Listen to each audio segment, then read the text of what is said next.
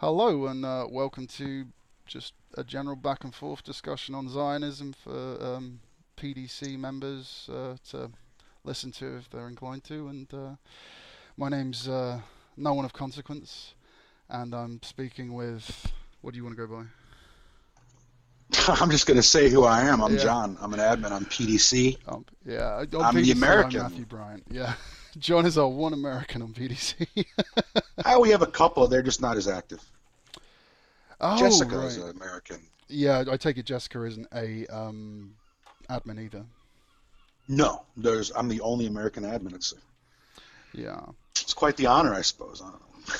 It's not that much that people think it is, really. It's just a lot of boring stuff. But anyway, Yeah, continue. this is precisely why I've avoided the admin pursuit because it strikes me as an awful lot of work for very little reward. Uh, No reward, yeah. none at all. But yeah, So you get a lot of shit, but no reward. Yeah. the topic we're going to be discussing today is Zionism. From kind of a pro-con, like for and against angle. I think that's what we agreed on, isn't it, John? Yeah. Yeah. So it's not going to be nothing too heated. It's not going to be one of those kind of like gotcha debates. It's just kind of going to be a conversation regarding the subject. Oh, you Full might dis- get me.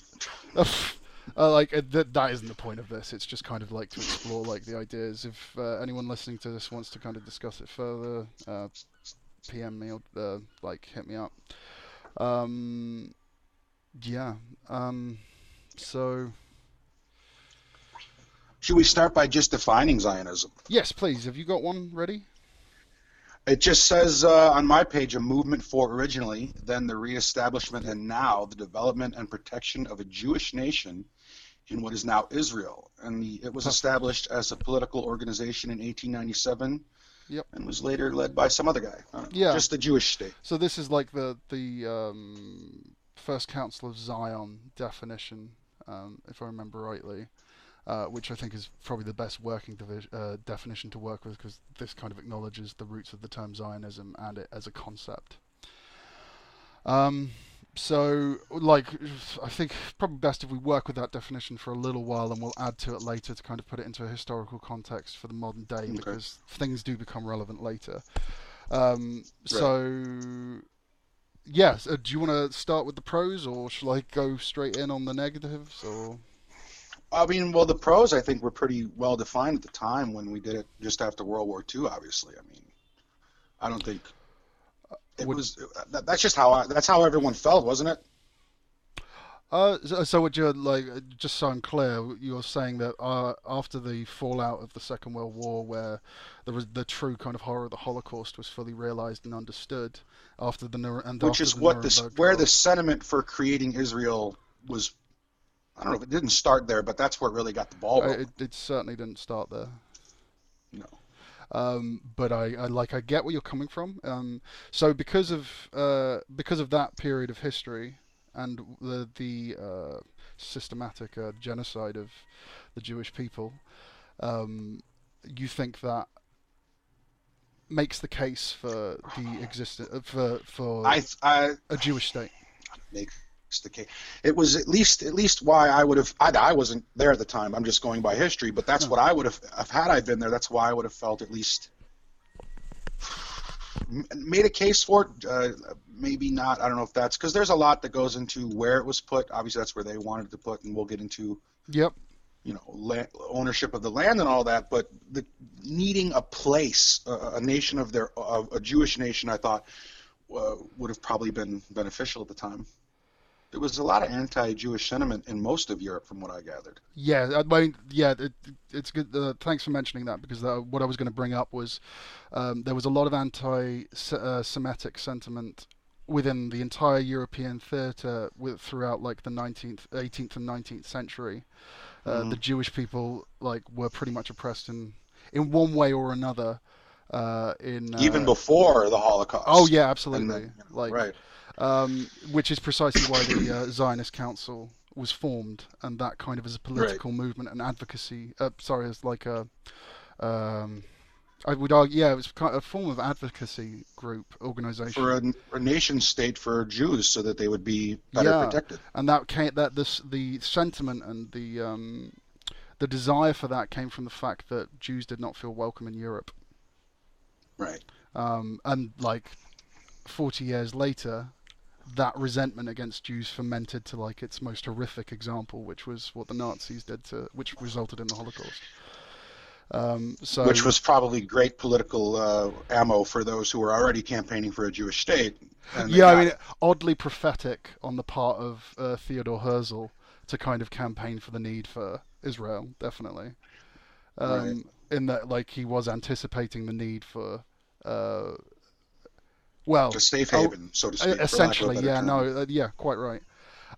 There are a few kind of caveats to this argument.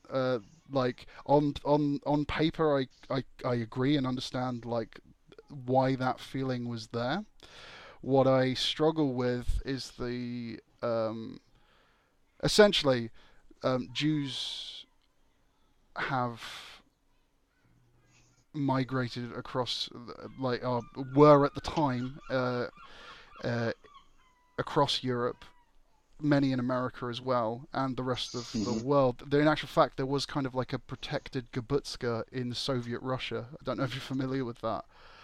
No, Um, I'm not. right, it's essentially like almost like a second Israel. It was for a long time. It's not anymore because it didn't kind of get the political backing anymore. But it was Right. a in in Soviet Russia, yeah, there was a section of land that kind of operated on the exact same principle that this was a safe haven for Jews. We Uh, could do that in America too, really. I mean, yeah, yeah, and we like if like in the UK, this isn't quite the same thing, but like there's a very strong Hasidic Jewish community in London, central London, mm, um, where yeah, so where they're there are certain kind of legal protections afforded there. So with regards to like homeschooling and things like that. Um, so yeah. Anyway, uh, legal can change at any time. I think that's more because yeah, that's true. in And my point, Germany it was yeah, no, completely. Germany's a prime example of like legality changing. But are you going? The issue is, would you ever see that across the entire European and North American theatre to the point where all Jews within each one of those nations would become would be like experience the Holocaust well, no, in its I most extreme don't. But then examples? I really don't. I don't see it happening again. And so Mm. if you were arguing that in the modern day it's not needed, I might agree with that. But then it doesn't explain why I see Oh. everyone running around complaining it's about to happen, like it's on the brink.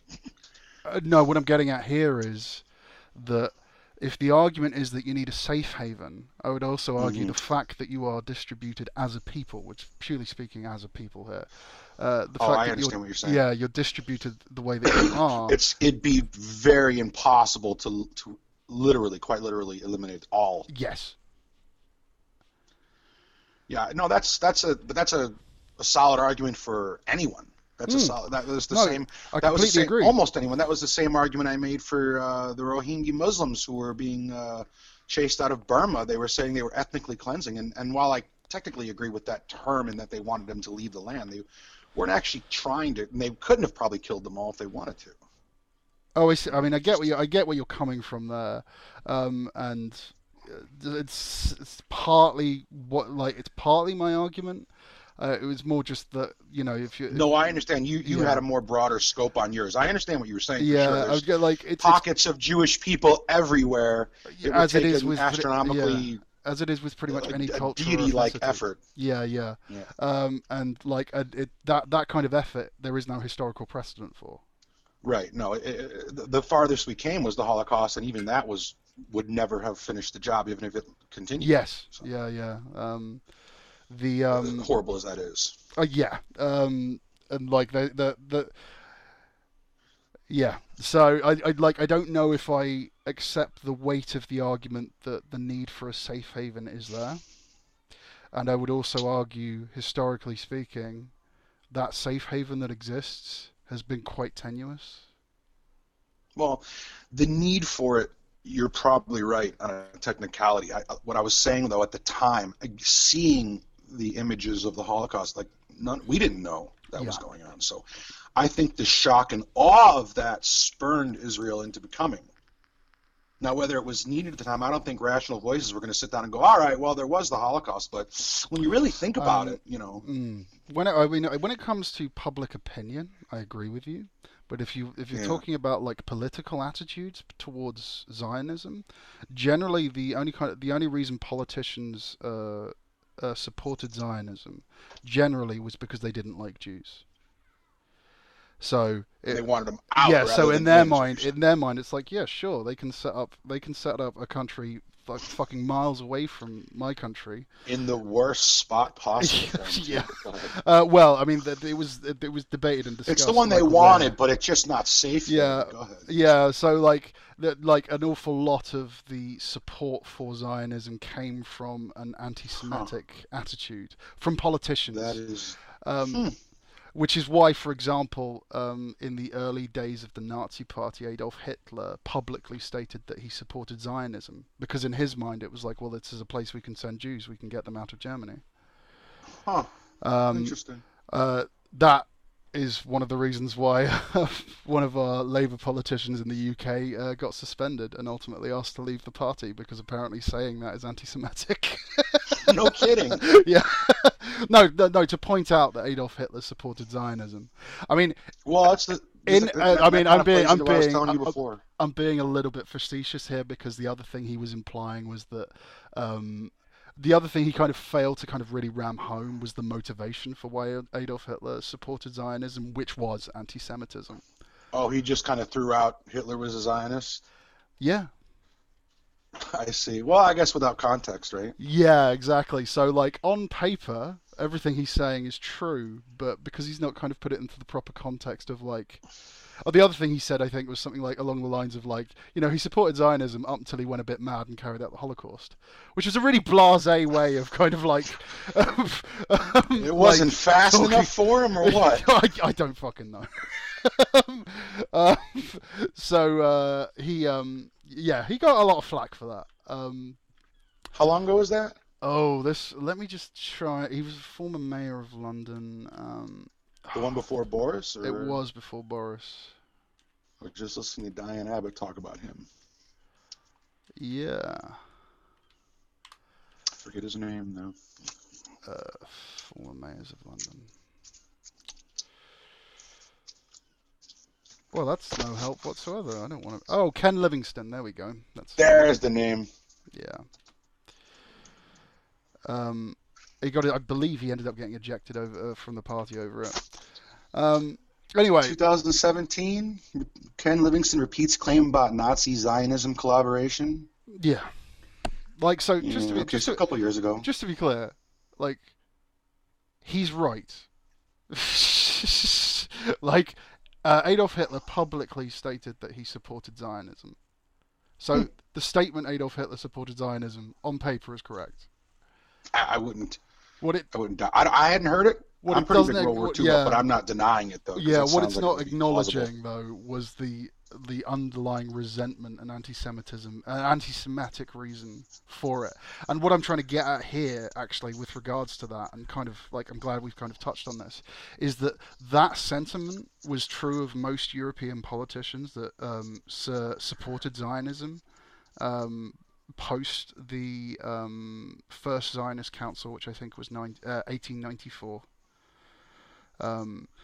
Which I think happened in Belgium. Oh, let me just look this up now. First Zionist Council.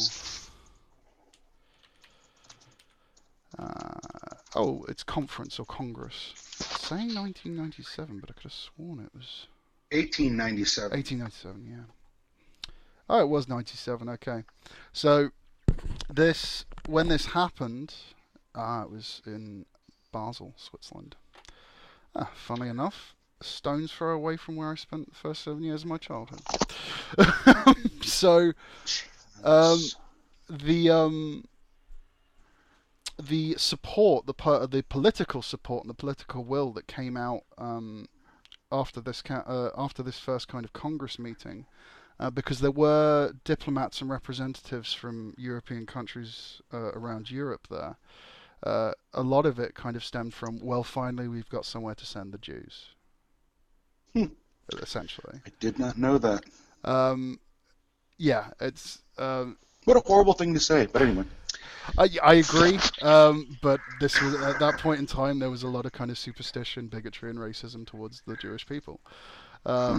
Generally, because any communities that they lived in, they tended to be quite insular and But yeah, but I've never, like, I don't know, I've never seen a story that says, Jewish people have done, like, everything Hitler made up was wrong. Like, yep. the hardships Germany was facing was over the Versailles Treaty. It was nothing to do with Jews Mm. hoarding the money or whatever the hell he was saying. So do you think that the Nazi Party invented the stereotype of like money grubbing rat like I don't know Jews? if it existed before that. I wish I had that knowledge. But the point I'm making is that I've never heard of them doing anything other than, if you want to talk recently, the IDFs and all that stuff. But before that, I'd never heard of a problem. Yeah. What were they doing? They were all there, just living their lives. Some of them had I more mean, money than others. Not don't get me everyone wrong. was rich. I completely agree with you.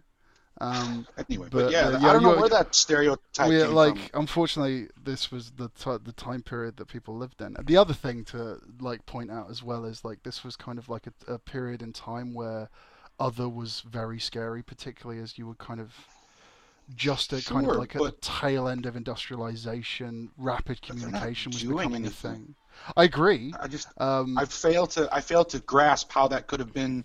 And I agree, it was a sentiment that had a distrust and a dislike for the Jewish people in Europe at the time. I just don't know where it came from, other than if you said, like, if that Hitler stuff just kind of took hold everywhere. I don't know. I never heard of them yeah, doing anything. I've looked into it. I'm with you. I'm with you.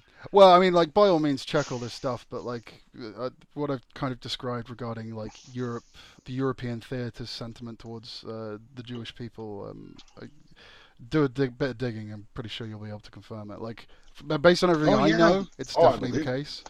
Um, Interestingly, the other thing that happened at the first Zionist Council was that there was a diplomat representative of the British Empire there who stated that he would support, sorry, that the British Empire would support the Jewish people in the establishment of the nation state of Israel.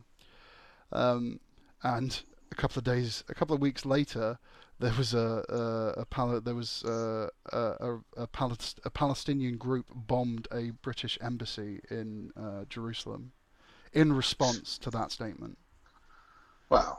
Um, I mean, that's because, what responses usually are. yeah, because like they were very clear that like, well, actually we fucking live here, so how about you don't partition off this land and give it away? Well, some of it was, but that is a weird thing. But that happened back then.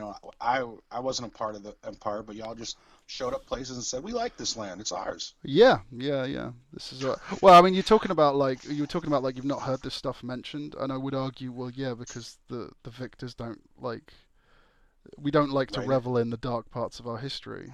It's like you don't Yes. really Well, you don't get taught in school that the term concentration history is camp written is by a the winners. yeah, but you don't get taught in school that the term concentration camp was a British Empire invention for the Boer War. Yeah. No, you don't hear any of that. Yeah, I mean, like if you But if you either if you way, study I history can. in like an academic way and like go on to do go on to do like university studies surrounding it, then you do kind of start to see it. But what you're taught in school is very heavily kind of doctored and edited to. I'm not going to say suit a narrative, but it does kind of come across as suiting a narrative. It's because we don't like talking about the darker parts of our history. Like Operation Because then Paperclip would you, be another example. because then people want you to go back and change it. What do you mean? Well, that's what I hear. Like, it's kind of like the way I hear about my country, that we have no rights to it, that it belongs to the original. You feel bad about what happens to you. People want to go back and undo it, and you can't really undo it. No, but you can understand why it happened. Sure, but and for what it's worth, you don't do that anymore. And I mean, my country does a lot of regime changing and all that stuff, but we don't technically go and say this is now American land now. Technically, I I mean, we mean, did it I a little. mean, Okay, well, if we you did it want a to get little into bit that in debate, we could get we into that we debate. did it a But little bit. We did it a little bit in Panama and a few other places. We'll just skip over that for now. right, yeah, bit in Panama, okay. Um, But yeah, Bit of Panama and pretty back much to the the Zionist entirety of topic. South America. Yeah, sure. Well, I said we don't officially claim it's part of America. You have to listen to what I'm saying. We just do it underhandedly. Yeah, I You got to. completely agree with you, but I don't feel that is that It's that I don't much of a think that makes it difference. look like it's in your favor. No, I didn't say it. But I'm just saying when you saying you look at history and then you don't if you know the mistakes you made. So you guys dropped the empire and you freed everybody's land Mm, or most of it, what you could, mm. because you couldn't do it all. It was impossible. But the point I'm making is you look back and you at the history and people. That's why I think that's why it's written that way for people don't have to feel bad. They weren't there. They didn't do it. They didn't, and they have to sit there with this guilt. And I think a lot of people have a guilt over things that they had no part in. I mean, if you talk, I mean, I kind of get where you're coming from. For me personally, I don't feel guilty about it. I don't feel the need. I said a lot of people. I think some Yeah, people yeah. do though. I'm not I for sure no, I about agree everybody. with you there, but then like if they feel guilty about it, my question is why. Like I said, the only reason I bring it up and the only reason I talk about it is because is this not something we should learn from? And but like I said, and you don't do that anymore, do you? Right? Like that's how That's else true. do you No, want to I, learn I for I it? understand what you're coming from there, but like there are like precursors to things, aren't there?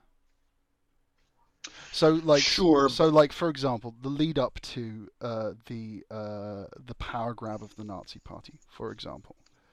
mhm. Um, there were clear indicators and warning signs of of how that was going to happen.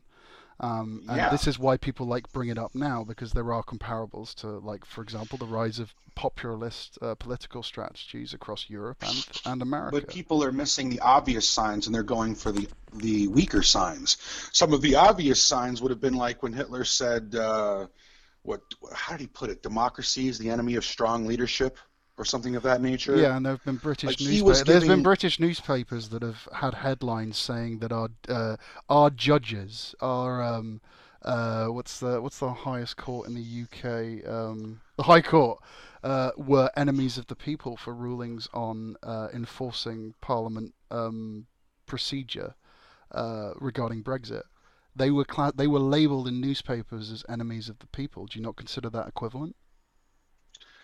to to to the Nazi Germany. to Hitler saying that democracy is the enemy of what was it you said? Ah, I think he said democracy. I'd have to check the quote for sure, but I'm pretty sure it was something like democracy is the enemy of strong leadership. He promised that he would end democracy so that he could lead with an Yeah, iron fist, kind of a thing. yeah, no, completely. But so do you not see like when a But newspaper Brexit was democratic, wasn't it? that well no because first of all we don't operate under what's known as a direct democracy. For that argument to make sense, we would have to be operating in a similar way to say Switzerland, I think what the paper said which was is like stupid. sorry. You, I've seen the little vote ballots they sent y'all. The dumbest thing they put on there, because I've read it, and I would be just as confused as everybody else who voted for leave, is it said right on that paperwork, we will implement what you decide. Mm. They should have never put that on there. I mean, Because that's, I agree with you, but sorry, going back to this issue of like how binding referenda are, and interestingly, "Enemy of the People," that headline was specifically in regard to that, as to whether or not referendums were binding on Parliament to implement. And the findings of the High Court of the UK were that no, referenda in the UK are not binding on Parliament, which means that I Parliament would agree with it. it functions purely as an advisory thing. Now, like whatever, like whether or not you agree with that or not, that doesn't I change the wasn't fact that aware of that. that's right. Okay, whether or not you agree with that is like No, I by do. the by, but We like have a that is what Supreme our Court. If legal they, system decided. no, I agree. If we took a case to the Supreme Court and the Supreme Court decides it's final.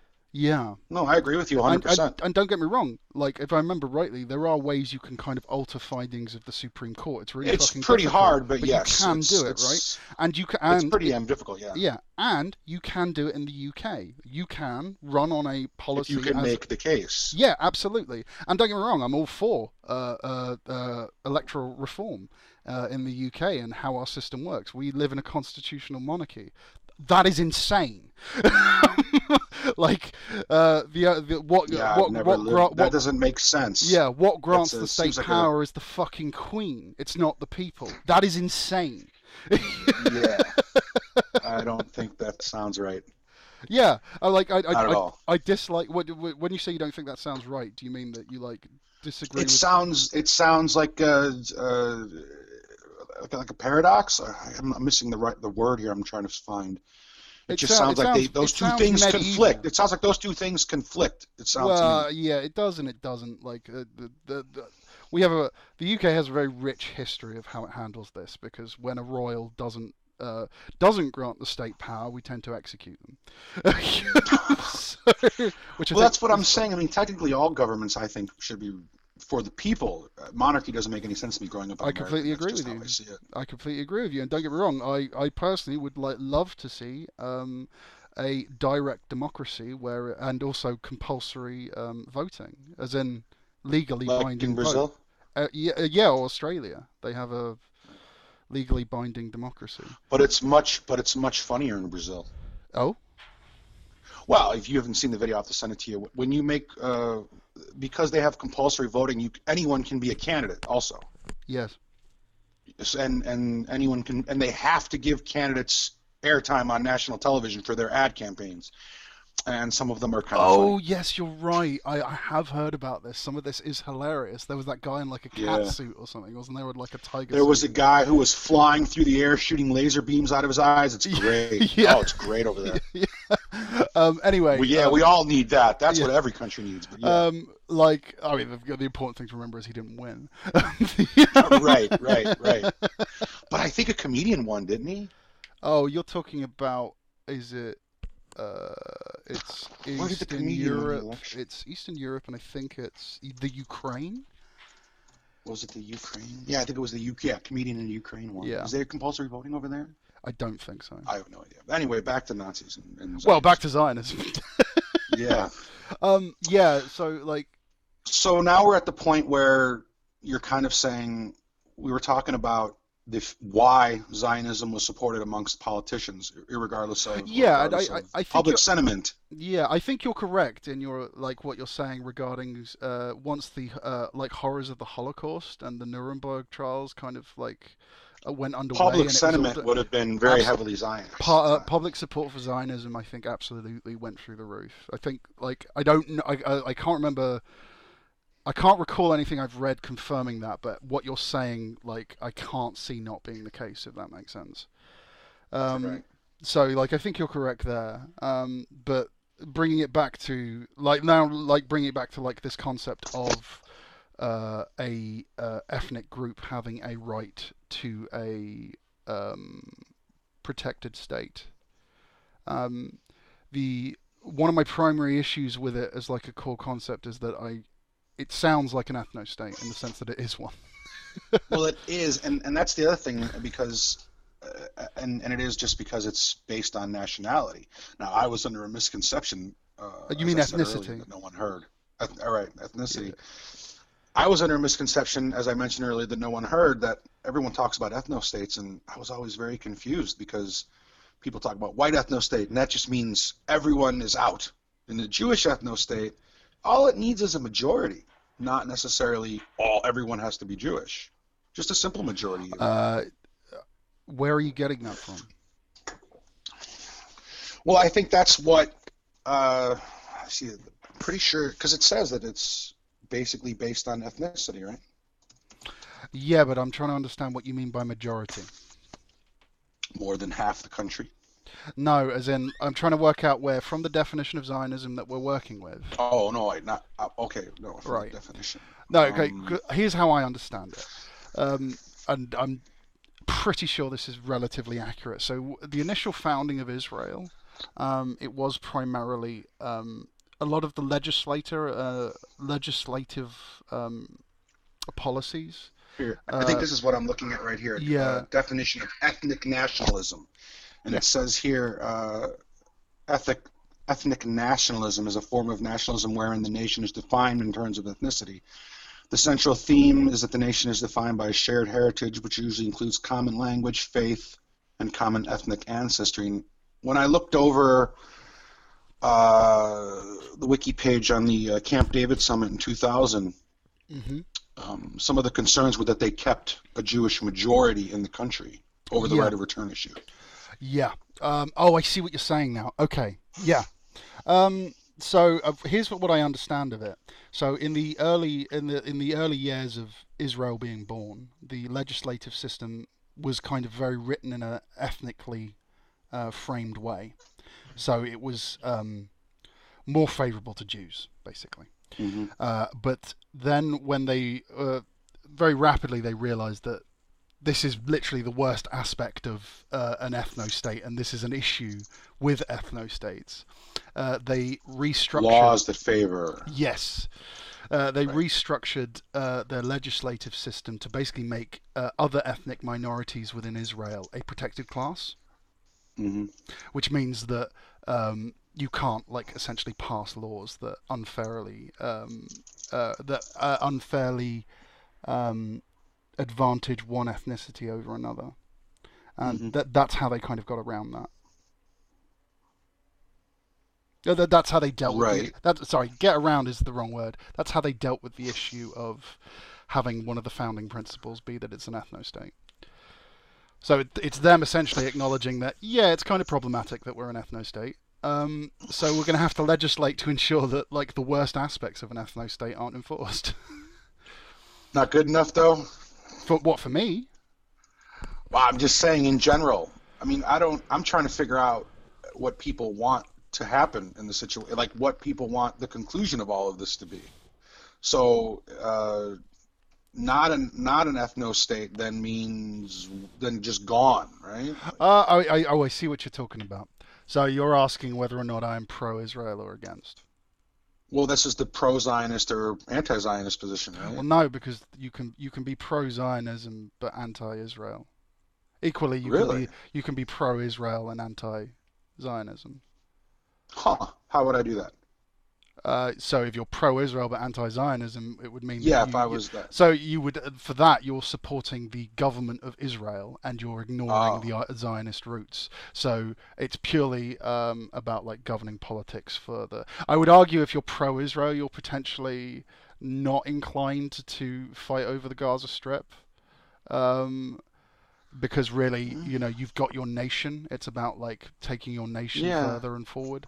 I Whereas guess. I mean, the that's kind of maybe where I fall. sorry. I'm wondering if that's where I fall or not. Keep going so I can Yeah, understand. no. Sorry, do you mind if I just ask you a slightly personal question? You don't have to answer if you don't Go want ahead. to. Are you a follower of? For example, are you an evangelical Christian? No, I'm Okay. an atheist. I highly recommend you look up evangelical Zionism, Okay, never which heard of the is term. yeah, you've probably met people who are like this, but they're basically Christians who believe that um, the only connection to America here is the fact that evangelical Christianity was birthed there. I Uh, think I know where you're going. Yeah, yeah. Go So ahead. these are the guys who basically believe that like the Jews are the chosen people. Um, And uh, they need to return home, and it brings apart all that bullcrap, the final days, all that Precisely. crap. Yeah. Yeah, yeah, right. Yeah, yeah. I've So met those people. Okay. yeah, yeah. And then there's another branch within. There's a term called ultra Zionism, which is a branch within pro-Zionists, which is basically like a very extreme form of Zionism based on theology and religion, basically saying that they have a racial and ethnic right to this land, and this is their birthright, this is their promised land. Yeah, no, I don't Um, buy that. No, yeah, that's I'd not like. me. Let me just be clear here. That is not me saying that is Israel. That is just me No, saying no, no, that, I'm fine. yeah, Sure. this is how it breaks down. It's a kind of like those people in. I mean, you have this in your own. You've got this in your own country with those hardline constitutionalists who like believe that the Hmm. state shouldn't actually exist and we should all like the what is it the executive should be dissolved and each state should be a country of its own. Um, because of like a very kind of hardline reading of the States' Constitution. rights extremist, I know. Yeah, yeah. Like they basically just turn. Abolish the They end up federal being like Second government, blah blah Amendment blah. gun Yeah. nuts usually, but like yeah. Abolish the federal government. We don't need all this, that, and the third. Yeah, I know what you're talking about. Yeah, Those yeah, are right. very, very slim minority people, but right, Absolutely, and the same is true of these ultra-Zionist groups, but they do exist, and in some instances, have quite a bit of influence. I say in some instances, as yeah, and uh, forgot my train of thought here. Yeah, so like, yeah, if regarding like, if you're going to like, so like going back to this like being pro-Israel but anti-Zionism, it would basically that you'd be advocating for like the complete removal for the concept of Israel being like a Jewish state, and no, just I want it to be a Jewish state. you want it to be a I Jewish don't state. think, I don't, I just don't, I don't have any hard feelings towards birthrights or that it was their chosen people, any of that nonsense. Yeah, no, and Doesn't really. from what I know of Israel, and full disclosure, I have actually been to Israel. From what I It's a know nice of like place. Israeli people, most of them they don't perceive it that way. I wish I could remember the thing I was watching. Some guy goes around to Israel and asks questions, just regular questions. Yeah. And then it was pretty interesting. Is it a nice place to visit? Never been. If you're into like, it depends on the reason you're going. Um, Oh, so like like the reason I went was because I was raised evangelical Christian. I see. So you didn't have fun. Well, Okay. I learned a lot of archaeology. Oh, great. But it was when I went, it was literally following in the footsteps of Christ.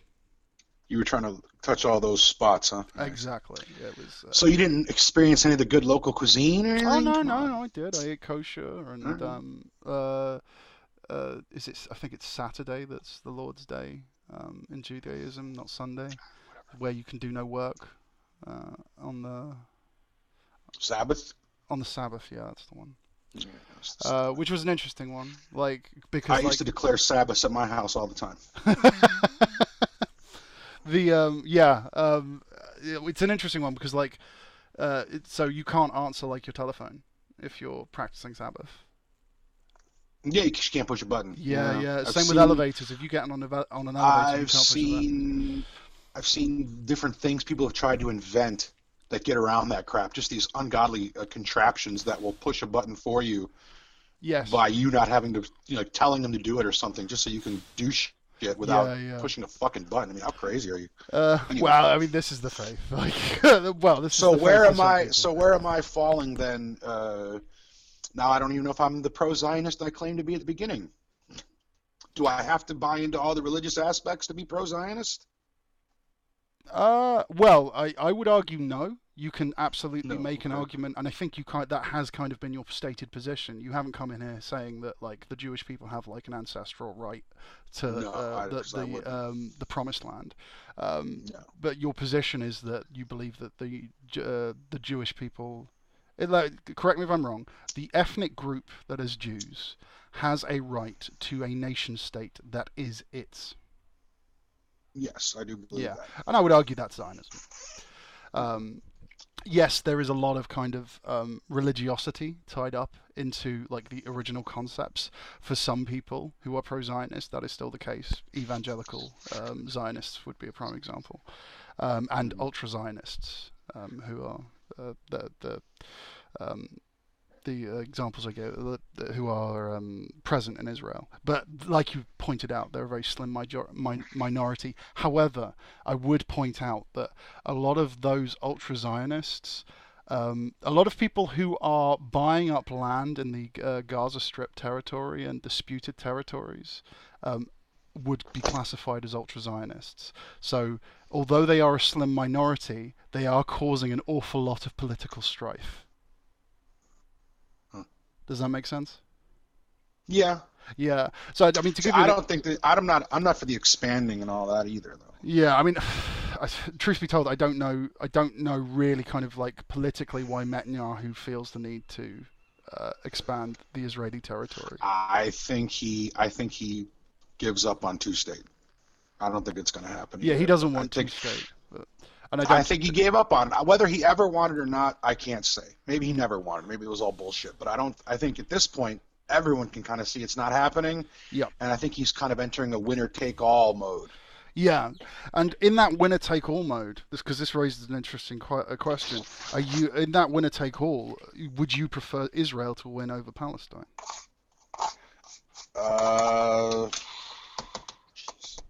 an interesting question. I don't want. I mean, ideally, you would rather it didn't happen. Don't get me wrong. Right. No. I know. I mean, but nothing's ideal. But I guess if you have to choose one or the other, the whole area is Palestine or the whole area is Israel. I guess I'd choose Israel. Yeah. Is there a particular reason why you lean more? I think well, I mean, it would depend. Like if I guess if a different state was Israel, like if you took Israel and you put it somewhere else, I don't think they're ever going to agree with that. But I think if just it was all Palestine and the Jewish people became a minority in Palestine, I would worry. There is rife anti-Semitism in the Muslim world. No, absolutely. I mean, if Israel were to collapse, it would require like right. I wouldn't feel. I would feel for their safety. Oh yeah. No, especially to be clear, but especially after all the years of abuse, you don't just throw that away and forget it happened. Yeah. No. I completely agree with you, and I think if that were ever to happen, there would need to be serious kind of international. Need to be a serious international effort to assist kind of like policing. And... Well, not policing. Assist in an immediate evacuation. Oh, to get them out. Because in all honesty, I think that's the best worst result. Otherwise, we would be just waiting for another Holocaust, and I wouldn't have it. So completely. So there'd have to be evacuation. Yeah, no. Yeah. If it collapsed, if Israel was just not. It was we were just speaking in hypotheticals here, but like that. Right. Like if Israel were to collapse, that's what I would want my government to do. Like work in conjunction internationally to get every ship that we have capable there, loading it up and getting everyone the fuck out of there. The problem is though, even if when it looks like they're winning. It comes at a tremendous international cost and backlash and movements to desanctions and divest and all that good stuff. You got documentaries being made and I cannot go a day without saying look at all the anti-Semitism everywhere. Yeah. Or hearing about what the soldiers are doing, or hearing about the protests, or hearing about who got bombed. It's just never going to end, right? Like. Yeah. No. I got. When does all that stop? But anyway, let's be clear. We aren't going to solve the Israeli-Palestine issue right. in this chat. Me and you here aren't going to come to that conclusion. Yeah. Then, okay, on the anti-Zionist side, you said, I guess I stopped you from going on about the negative. So, I guess your position then on the whole thing. What is my position? And my position is that I think that the founding principle of what became Israel is on tenuous ground and not a sustainable position. We agree. And so where does that put you now? It puts me at the point where what I want to happen that's exactly what I was going for. Yeah. What I want to happen politically is the gradual reduction of financial and military equipment support that is given to Israel. For the goal of? Just to show less support for what's going on currently? It's basically, this is an interesting question. For what reason would be that ultimately Israel... the Israeli government needs to seriously push for a two-state solution. Never be accepted. If they want to continue to exist. But it won't work. This is the thing I've researched more than anything. Yeah. Is why two-state solutions don't work. Yep. And if it was to work, if it was agreed upon by Palestine. Can I just clarify something with you? Because I'm not sure if I fully understand what a two-state solution is. Mm-hmm. Is a two-state solution basically saying that all Arabs in Israel go to Palestine and all Jews in Palestine? No, they can. The people who live in Israel, like the Palestinians who are currently in Israel, can stay. It's just that Palestine would be a recognized state. Now, it technically is now, but they don't have control over their own stuff, basically. I'm with you. And then you'd have to get out of there's territories, obviously, that there would be theirs, that Israel has illegal settlements in and all that. And it would basically be a carving out of the land to individual countries that would exist side by Oh, side. so it would With like that. sharing It of would give Jerusalem, obviously. certain like international legal rights to Palestine that it doesn't currently have. Right, and Yeah. free movement through Jerusalem. I think the original UN plan was for Jerusalem to be an international city, not in control of anyone. Yeah. And I think consequent plans tried to give East Jerusalem to the Yeah. Palestinians. When I was there, that was the case. Um, but the every two-state solution plan that has failed because of right of return, which would be Palestinians who were forced to leave Israel getting to go back in, and Oh, all I of their descendants and all see. of their Yes. ancestries, which would then make it a non-Jewish majority, which would then all the ships would have to get over there, you know. Yes. No, you're quite right. I get you now. It's the right Those to are why the two-state the key solutions don't issue work is out. right. The key issue is right to return. Hmm. Well, anyway, like in that regard, I would argue that you just basically gonna have to say you're gonna have to take right to return off the table. And that's the case I've made in Yeah, PDC, and the people are hearing this are going to hate it because they all tell me that right of return has to stay. yeah.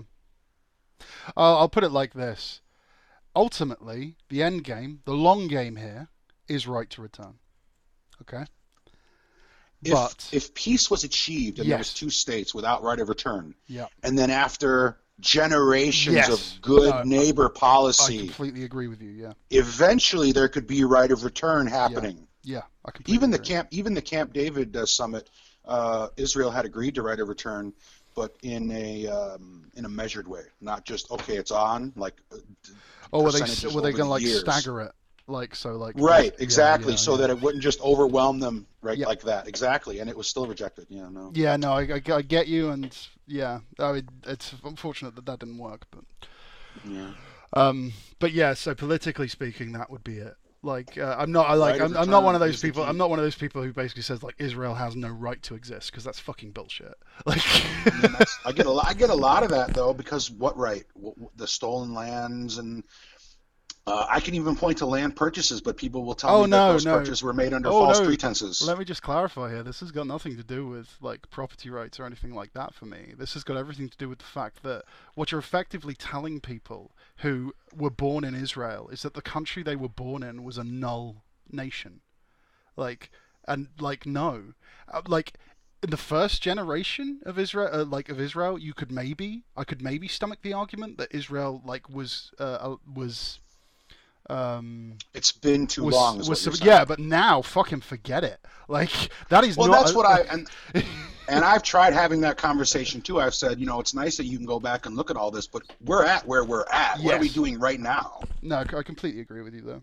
Yeah, you can't just tell everyone, well, hey, guess what? Israel's not a thing. Out you go. Yeah, and don't get me wrong. Like you can swing that argument over to Palestine. Like, well, what right did the British Empire have to support? And I've heard it. Right, Yeah, exactly. and you're correct, and it's a good And argument. It's exactly right. correct. I It's have to correct. bow down to that argument. It Right. doesn't deal with the But now problem. we're at where we're at. Yeah, Right. yeah, No, exactly. I'm glad we've reached that agreement, yeah, but now what? yeah, Right? yeah, yeah.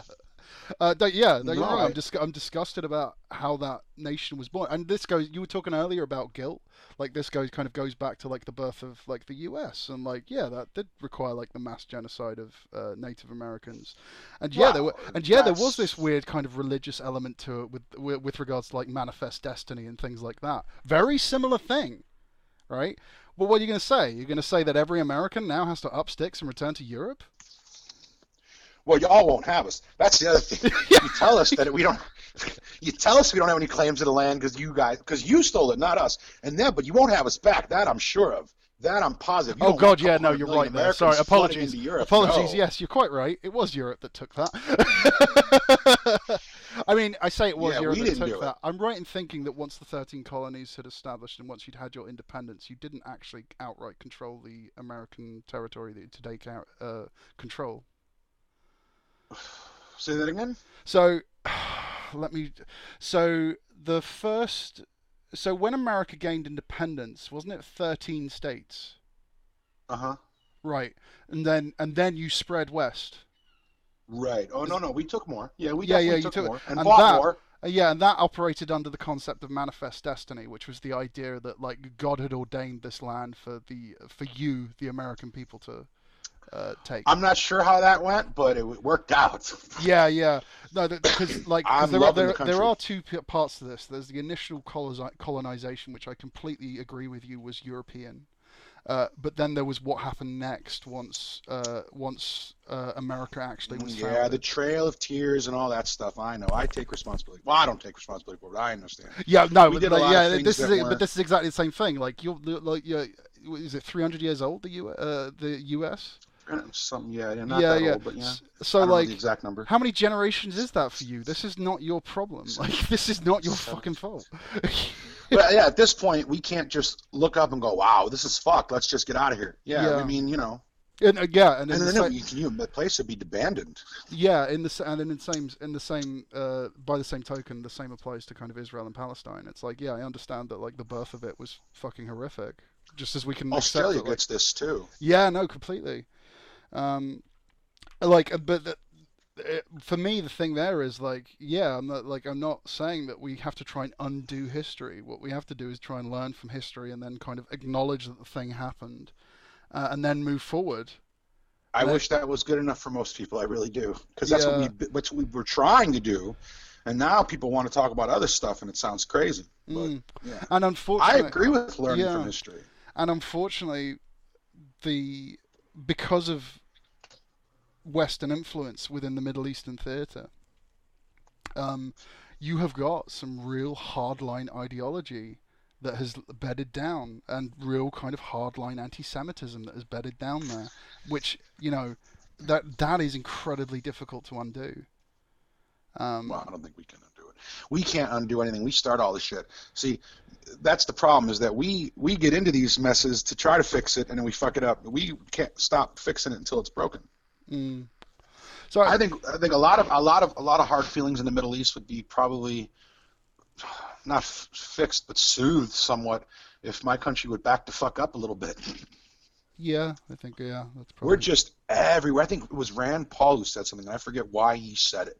Mm. Oh, it says we were getting out of Syria, and they didn't let him. They didn't want Trump to get out of Syria. Oh shit! The unfortunate thing as well is because that has Never mind. I basic. got a phone.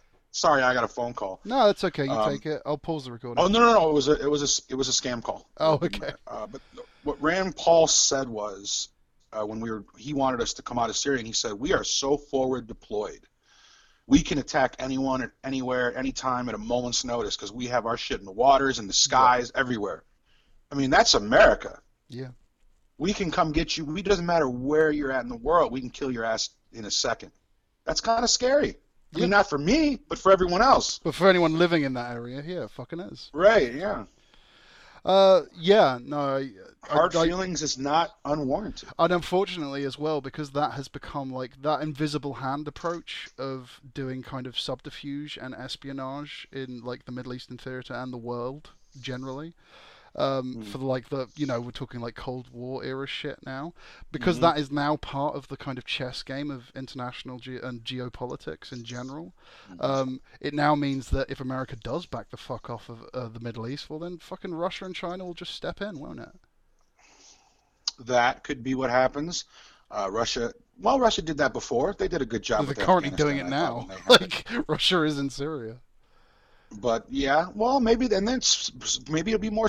You look at the good job. I mean, I hate to brag on them because I wasn't really a communist fan, but they did a hell of a job in Afghanistan when they had control of it.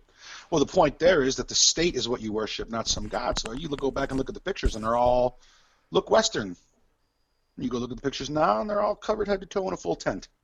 Sorry, hang on a minute. Mm-hmm. Sorry, are you saying that let's just be clear here, because Soviet Russia, when it was occupying Afghanistan, It made it was a much better place from all the what are you pictures. basing They this off on? Are you from basing it? pictures of it. Oh, I okay. could bring up websites and they show you pictures of the girls, and Yeah, and they're in okay. school and they're That's and they're fine. in That's fine. university and at Yeah. jobs. No, Yeah. I understand what you're saying there, but like you understand that that is propaganda, right? Created by the state. Which state?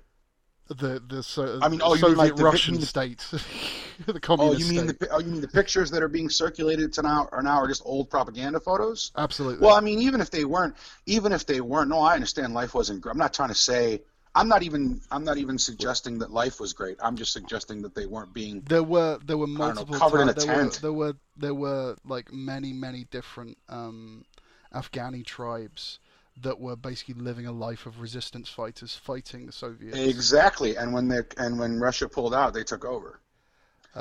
But those were the Well, sorry, let's just extremists. clarify. Let's just clarify here.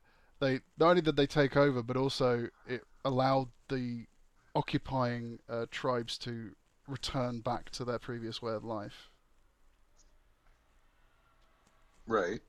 So, like, what I'm getting at here is like, if a nation comes in and says, "This is you're now going to do this, and this like this. You're going to conduct business like this. You're going to adopt this language Uh-huh. and this way of dressing and Right, right, stuff," right. and then it leaves. Generally, you do get Well, they ran out of money.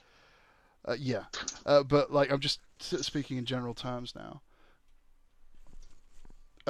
In general Right. terms, they'll return back. Well, there'll be like a revival of a return to like the what they were previously before they were occupied, Well, of course. right? So like what I'm getting at here is that the Soviets, the bits of like land in Afghanistan that they were able to hold and kind of Hmm. semi-develop, they aren't like that was a facade.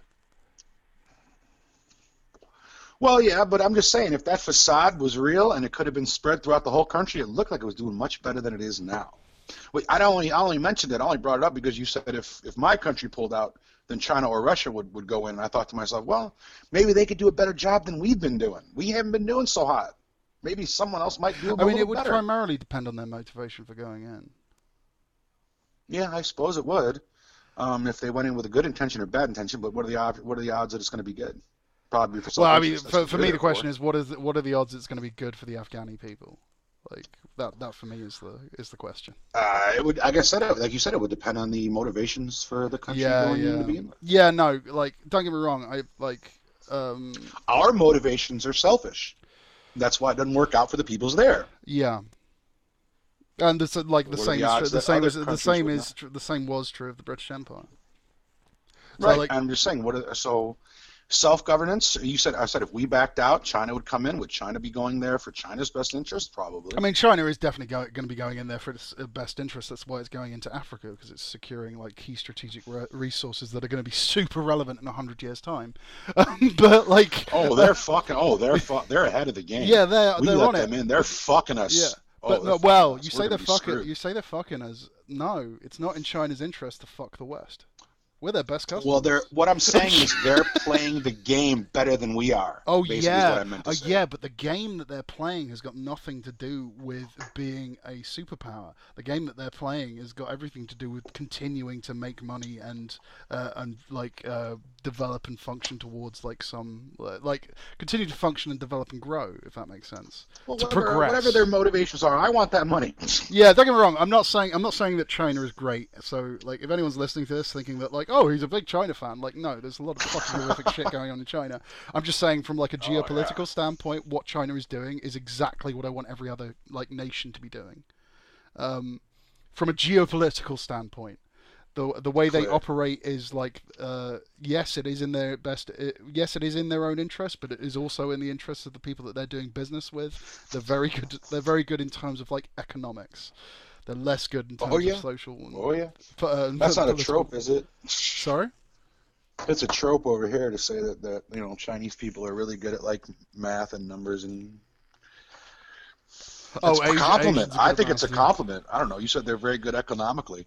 Over here, that'd be a trope to say that Asians people are like Oh well, yeah, but good with sorry. Let me numbers. just clarify here. I'm not referring to like Asians when I say China's Oh, well, sorry. Asian is strategy different. geopolitically. Asian is different here Yeah, than and there. I'm not even saying that for the Chinese people. I'm talking about like how Oh, the Chinese government is operating. The well, Chinese they're government's smart. geopolitical strategy is fucking excellent. Is all I'm trying to say. Well, that's true. Yeah, and I'm not. That for me doesn't like speak to the nature of the people in China. That doesn't necessarily speak to like the nature of the culture in China. I'm just saying that like that strategy, bang on. Like it's exactly what China should be doing, and I would also argue it's exactly what everyone else should be doing. Yeah. Because yeah, they're doing a lot of like large scale investments in countries that formerly were like really kind of destabilized, unstable, war torn like hellholes, right? they're setting like their assistant. They're giving decent. Like this was what the IMF was supposed to be doing. Like the IMF was supposed to be providing like decent financial instruments so that countries could, that third world countries could invest in infrastructure and like large scale development that would ultimately lead to like a better life for the people. But the IMF also seemed to be kind of like the backdoor shill operator of America's interests, unfortunately. So like, which you could see like in a lot of the kind of loans given by the IMF in the South America. Mm-hmm. So like, China's not working for our best interests, so someone has to. well, here's the thing. Like, when you say China's not working for America's best interests, you're like China's best customer. Exactly. So I know that. My point there is, We're how is that consumers. not in your interest? Well, we're everyone's best consumer. Mm. That's why even your people over in your country, any kind of artist, actor, musician, where they want to make it big is here. I would argue it depends on the actor. Just and for artist. financial reasons. But like if you're talking about reasons. pure like financial reimbursement, Yeah, absolutely. Go to Hollywood. Yeah.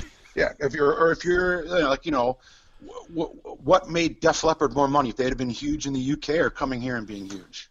Yeah, no, I get where you're coming from, and yeah, I do right. agree with So you. we're everyone's best customer. What I'm saying with China is essentially just for the people who aren't benefiting off of it, just like the everyday worker people. All of our jobs and everything else gets shipped over there. They can make products much cheaper over there. That's why all of our shit's made overseas. The issue I have with that as a statement is I struggle with the issue there being the fact that it's China's fault. Surely it's your own government's fault for not. I agree with you. Yeah, it's your own government's fault for first of all like not allowing for that, as in like acknowledging that was going to happen, and then putting policy and financing in place that would allow for the reskilling or restructuring of your economy, so that everyone that lost their jobs had at least something that they could do, whether or not that's, or at least had. I'm not saying it's China's fault. Right, China's just operating under the rules we put in place. Yeah. No, they're playing by the. They're not. I mean, I guess Trump says sometimes they're breaking the rules. I haven't really seen any evidence of that. Sorry, I'm smoking as we talk. But, no, that's fine. No, they're playing by the rules that we set up. That I'm not disagreeing with. I just said they're not working in our best interest. They have no reason to. Well, they do. This is the thing I'm struggling with. The way China's economy is like very intimately. Okay, so for example, so who holds the most treasury bills of the U.S.? China. Yes. Why do you think that is? We owe them the most money because we owe them the most money. Right. But you're familiar with the mechanism that China needs the yen to stay below the dollar, right? Not really. Okay, so because of how heavily invested China is in the success of the US, and I use that term quite deliberately, it is the success of the US that China is relying on. I understand if our money falls, if we went belly up, they wouldn't be getting as much. I understand that. Yeah, and it potentially would like huge amounts of their manufacturing output would be fucked. And right, because they'd have nowhere to send anything. Yeah, I understand. Exactly. Yeah. And this is precisely why China bought so many treasury bills, because it didn't want. Just to be clear, do you think that the fiscal injection of cash after the housing crisis, do you think that it was the politicians in the US doing that fiscal investment of cash into the US economy that saved the US, or do you think it was China buying up those treasury bills that saved the US? Oh, we absolutely borrowed the money. I'm not disagreeing with you. I'm just saying in their everyday business practices, they make sure they make more money. Well, I mean, so just to be clear, international trade is not zero-sum game.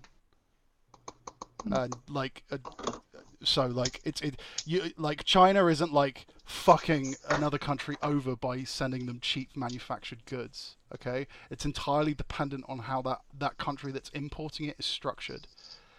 That isn't their goal, right? They're just very good. That isn't their goal. Okay, so so for example, take the good example in the US would be steel tariffs. Okay, so. Mm-hmm. Reducing the US's so For about 30 years, the US has had access to relatively cheap steel from China. Okay, so that means for the last 3 decades, the American economy that relies on cheap steel has continued to develop and grow, and its linchpin is the fact that it needs access to cheap steel. So in that time period of growth and success and profitability and making money, when you suddenly out of nowhere put a steel tariff on Chinese steel, you all of those industries and businesses and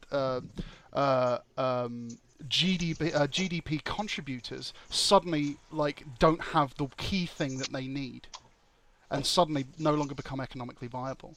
Now, yes, that means that the steel industry in the US survives, but you've potentially collapsed a huge array of other sectors that were relying on cheap steel. Does that make sense? It does, but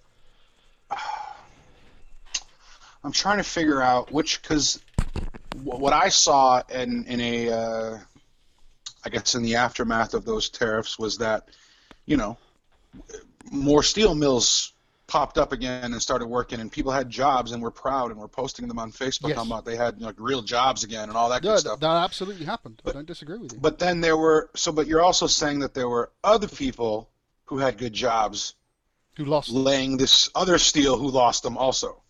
Who lost them? Yeah. And did it balance or did it not balance? Or which made more? That I can't confirm for you one way or the other.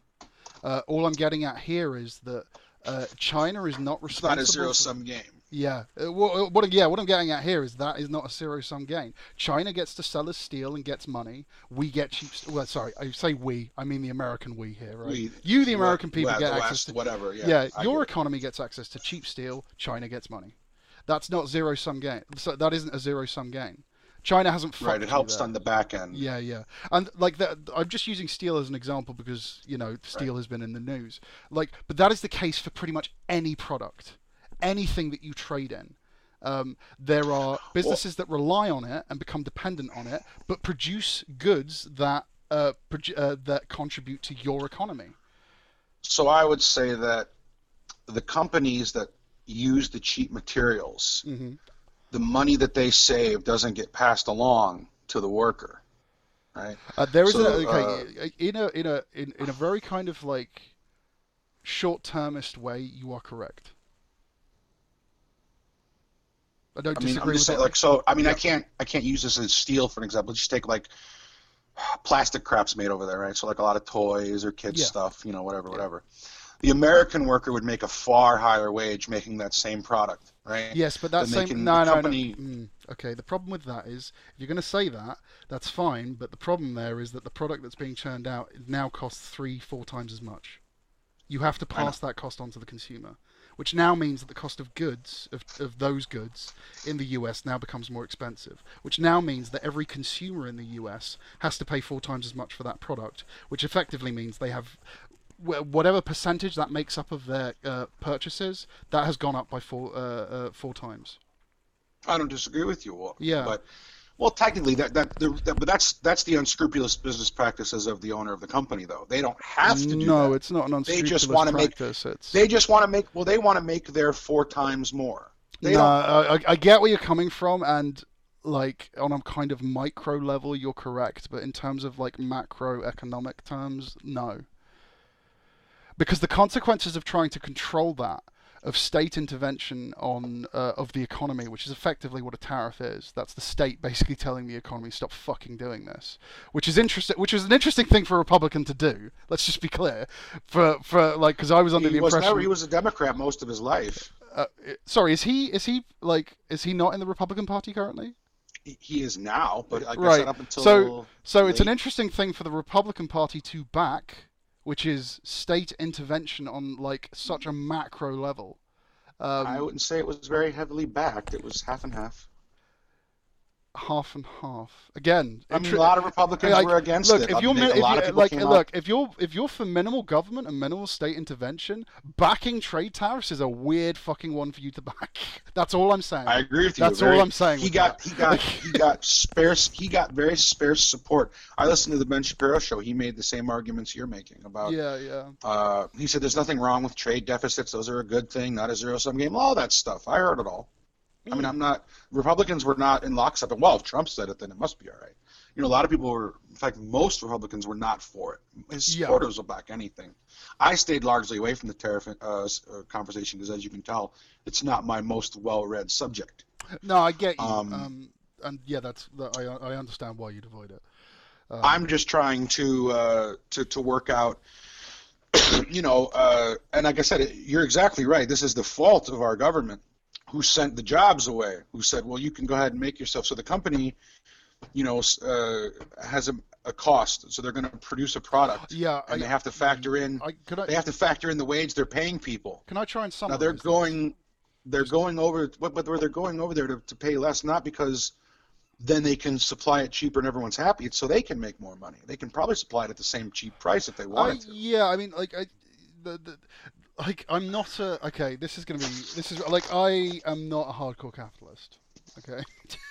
Neither am I. However, it is a subject I know pretty well because of like what I studied at university, and I just really like economics.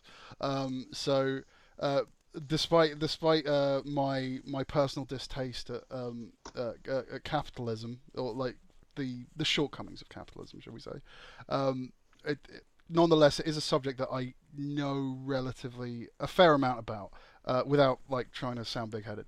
But basically, the case for globalization runs along the lines of you want each country focusing on what it does best. Okay, so by having the most fluid ability to freely trade with every other country, that facilitates that. So, for example, China is very good at churning out cheap steel. Okay. For the American economy to meet its own steel requirements and it be competitively priced would require a huge amount of capital investment on the part of America. Whether or not that come from private sector money or the public purse doesn't matter. It doesn't change the fact that it requires a huge capital investment. Why bother doing that when everyone is running on a globalization model? Where you have these unrestricted markets, and you can just rely, and you can buy cheap steel elsewhere from a country that has focused on that has made that capital investment, that does have the resources that allow it to turn it out so cheaply, whether or not that be a ready supply of cheap labor, or so like there's a huge amount of variables here. But all I'm getting at here is this idea, the idea that each country needs to be completely self-sufficient for its own resources. Is an absurd one, because no country can realistically do that. I agree with you. And everything you said is very good sounding. Yeah. So, with regards specifically to the steel tariffs, it was kind of very much an attack on that globalization system, which is awkward because we've had 30 years of that globalization model, and multiple internationally speaking, so many countries and so many economies have come to expect that when you suddenly hit those markets with tariffs unexpectedly, when they were relying on the fact that you had tariff-free trade, it can upset an awful lot of things. It can set off a domino effect, especially if you don't know how they are all interconnected. And I'm going to give you here's a bombshell for you. Trump does not understand these mechanisms. Well, I was going to tell you that. Well, that was the next thing I was going to say, is that I think what happened was, and I can relate to Trump, and I think a reason there are some people out there who act as interpreters, I suppose. Yes. Is because he speaks with a very commonality that Americans are used to, and you kind of just get what he's saying, or at least some of us can, right? That's so I think what happened. It's just true. I can hear what he's saying, and people go, "Oh my God, he said this, that, and a third," and I'll be like, "Really?" Can I offer an alternative interpretation? Sure. I would argue he speaks in such a vague way that you can inject whatever you want to hear into what he says. It's entirely plausible. I just know that usually in context, if I know what the topic is he's speaking about, and he Yeah. says something, I can usually say, I think this is what Yeah. he's going for. And then later, when he's asked to clarify, I'm usually right.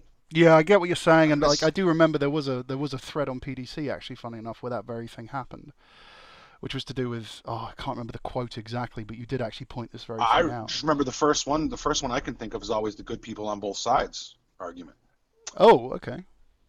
from Charlottesville, when he said, there were fine people on both sides. And what he's referring to is that everyone who was on the right was not carrying a torch and yelling about the Jewish people. There were some people who were just, because I watched the videos Okay, they've interviewed on local sorry. news. The issue there wasn't that he said there are good people on both sides. The issue there was that he failed to condemn white supremacist violence. No, he didn't though. Well, no, he didn't though. He didn't. He didn't condemn it. Well, he did. Well, condemn what now then? The white supremacist violence that occurred. He did. Well, I don't know about violence. Sorry, did a car not run someone over? No. I know. What I'm saying is, I don't know if he was. I think that was the reason. Sorry, just to be clear, I'm pretty sure that car killing someone and injuring a bunch of people is why it made international headlines. And I think the reason he was so heavily criticized for what he said was because he failed to condemn that. Well, I don't know if he did or not in the first interview. He didn't. He didn't. That was literally the issue. I don't know if he was asked. I don't know if he was asked about it. He was. Might not have known about that. That was literally the question he was answering. Well, that I can't verify that. All I know is he said, because I know he said in the first interview he condemned white nationalism and racism and all that. I've never heard him say I condemn white nationalism. I've literally never heard Trump say that. It was in the thing. Sorry? It was in the thing. What, in the thing where he says I have the good people on both sides in that whole interview, that was not just like him standing there. He was like a press junket. Yeah, there was a back and forth thing. Here, this is the quote. Yeah, this is the quote by him. I'm not talking about the neo-Nazis and white nationalists because they should be condemned totally. End quote. Ooh, where is this? I can link it to you. Yes, please do. I would love to see this. I will. Yes. Because this is news to me. Like absolutely. I said, I literally cannot recall ever hearing him condemn white nationalism. Yeah, I can link that to you. Perfect. Oh no, not doing that. I'm not opening my Facebook on. And basically, what he's when he says there are fine people on both sides, most people will take that to mean he was calling them fine people, and he was talking about the ones who weren't them. No, I see where you're coming from. Trump didn't call neo-Nazis fine people. Here's proof. Excuse me. You're going on his quotes are in the bold. Yes, excuse me, they didn't put themselves down as neo-Nazis, and you had some very bad people in that group. But you also had people who were very fine people on both sides. You had people in that group, excuse me, I saw the same pictures you did. You had people in that group that were there to protest the taking down of, to them, a very, very important statue, and the renaming of a park from Robert E. Lee to another name. I'm not talking about the neo-Nazis and white nationalists because they should be condemned. Okay. After another question at the press conference, Trump became even more explicit. Okay. This is news to me. Racism is evil. Those who call violence in the name are criminals and thugs, including the kid. Yeah, I mean, it's all there. Okay. Is there video footage of this? There is. I just wouldn't know where to find it. Right? Yeah, I mean, we have gone on a huge tangent here, which is fine. This is something I'm going to look into because we did kind of finish the Zionism thing. Yeah, so I think ultimately, I think we agree really that right of return is where it all pinned up. Yeah. Yeah, but also I think we agree that the core concept of a kind of ethnic right to a Jewish state. I don't think it's there's any the claims to it. I wouldn't go with, right? Yeah. Yeah. And I would argue what we concluded on with regards to two-state but no right to return, or at least And then we kind of jumped around, which is always fun. Yeah, which is absolutely fine. I think it was pretty good though, in the sense that we covered a lot of what needed to be covered. We got right onto Trump and racism right at the end, which was perfect. If anyone follows to the end. Well, I mean, interestingly, actually, this is probably something we should discuss, unless you're wanting to bounce. I got time. Yeah, the nature of anti-Semitism. Oh, the nature of anti-Semitism today? Yeah. Well, that's interesting because I think of it in a totally different way than people think about it, and it's all new. What's considered anti-Semitism has really grown and expounded. So, Yes, I like kind of agree with you. like I was telling you before about the documentary that BBC made got taken down for hate speech. Yes. I didn't hear any hate speech in there. I was watching it, and it was made by the BBC. Don't you guys have hate speech laws? They're not allowed to publish hate speech, are they? So how in the world could I that suppose that I mean be? I'm not familiar with YouTube's terms of service. So Right, but I'm just saying if there was some hate, that's another thing is hate. How does you're never going to know what's hate? Anyone can say it's hate speech. What it was just a regular documentary. I mean, sure, maybe if some of the things that were said in there were hate speech, like the secret recordings, but all they yeah, were saying was like, this is what was said. Zionists and things like that. Nothing like Yes, I mean about it was killing accounts of anyone. things that they had experienced as well. Unfortunately, I have a sneaking suspicion that the reason it's been flagged as hate speech is because there's been a campaign by some leftist Oh, group like to a get it bunch of just removed. flaggings. Yeah, Well, yeah. I mean, unfortunately, yeah. you would think they would strike it on copyright though, because it wasn't on the But BBC's yeah, channel. which is why I'm thinking that it wasn't the BBC that asked for the material to be taken down because they didn't Taken flag it. down, because then it would have Yeah. actually said that, right? So I'm thinking it's another group. So the question then becomes, what other Who group would want that just video didn't taken want down? Yeah. who just didn't want it seen? It Yeah. wasn't even that bad. I I, thought it was weak. yeah, but there's I, I man, watched that video going, "Where's the problem? What's going on?" look, we live in an age of spin. I couldn't understand why they even made it. I was like, so a couple of people heard a couple of things that didn't even sound that bad, or at least were pretty mainstream thought that I've been hearing. I mean, but if I was to take the accounts given as completely accurate as told, I'm a bit dubious about giving it that, but let's pretend that it has that. Yeah. Um, Okay. Yeah. You're going way far, but go ahead. yeah. Oh, it's just like let's explore this. So I believe that there was a lot of. I believe at one meeting where they were discussing some issue, one person got attacked because they were either Jewish specifically, and that they must be pro-Israel because they're Jewish, and that because they're Jewish they're biased. I would argue that is pretty anti-Semitic. I think there was one. I think was it that video or another one I was watching where they said no, that was something else. But yeah, they're not. Don't get me wrong. There was some Yeah, some the some issue, things alleged, yeah. but usually The there issue I was have with that, things that were handled. yeah, one of the issues I have with that is you're not talking about someone within the party doing that. You're talking about a member, as in like someone Right, who just is someone a there. supporter Right, who turned up. right. Okay, like what do you want us to do about that? Sorry, I just like what exactly do you want like the party to do about that? Right. If you're Yeah, worried about anti-Semitism and the party can't find all these individual people, yes, they're not getting it from the politicians. I don't like the whole idea of dog whistles, but I haven't heard any. And it's the same thing. God, I hope people don't listen to this. It's the same thing with Corbyn. I don't know anything about this guy, right? So when I troll the forums, I'm looking for my side. You know what I'm talking about when I say the people on my side to explain what's going on. I never can see one. I've been waiting to find out what he did wrong for like a good year now. Everyone hates him yeah. with a passion. I mean, a lot of some of it is to do with like people he's shared a stage with, so he's and like things I that he hate said will that. go. Okay, but I hate that shit. Yeah, How I am I mean, supposed don't to get me be wrong, that? I hate it as well, right? Let's just be But how am I clear. supposed But to like, be that guy? I'm the same guy who argues it with them. They go, oh, that guy had this person on their show, and now he's a this. I hate that guilt by association nonsense. So how can I turn around and use it? That doesn't make I no mean, sense. the So other I've been thing, waiting for. yeah, the other thing to consider with that is like, again, like I said, we're in an age of spin, so like this is cheap point scoring. Like for me, it kind of boils down to like the more I see people kind of attack Jeremy Corbyn, the more I kind of think, oh, this guy clearly is terrifying to the kind of people that we kind of need to get out of politics. So I watched one video of him that this guy in the group, Daniel Marshall, sent me. Remember yeah, him? yes, And it was him on stage for about an hour or so with some other economics guy. I don't remember who. I wish I was, because you probably would have found it interesting as all fuck. But of the two, Corbyn was the sane one. The other guy was spouting just this crazy shit. yeah, So I came away with a better fan of Corbyn, and from now on, I went, all right, well, he wasn't the crazy one on stage. yeah. But like I again, haven't seen what he's done wrong yet. I'm waiting there. You find it, you tell me. Yeah, unfortunately, I think, like I said, What this is was politics now. It's spin. what was he supposed to do with the MEP elections? Everyone blamed him.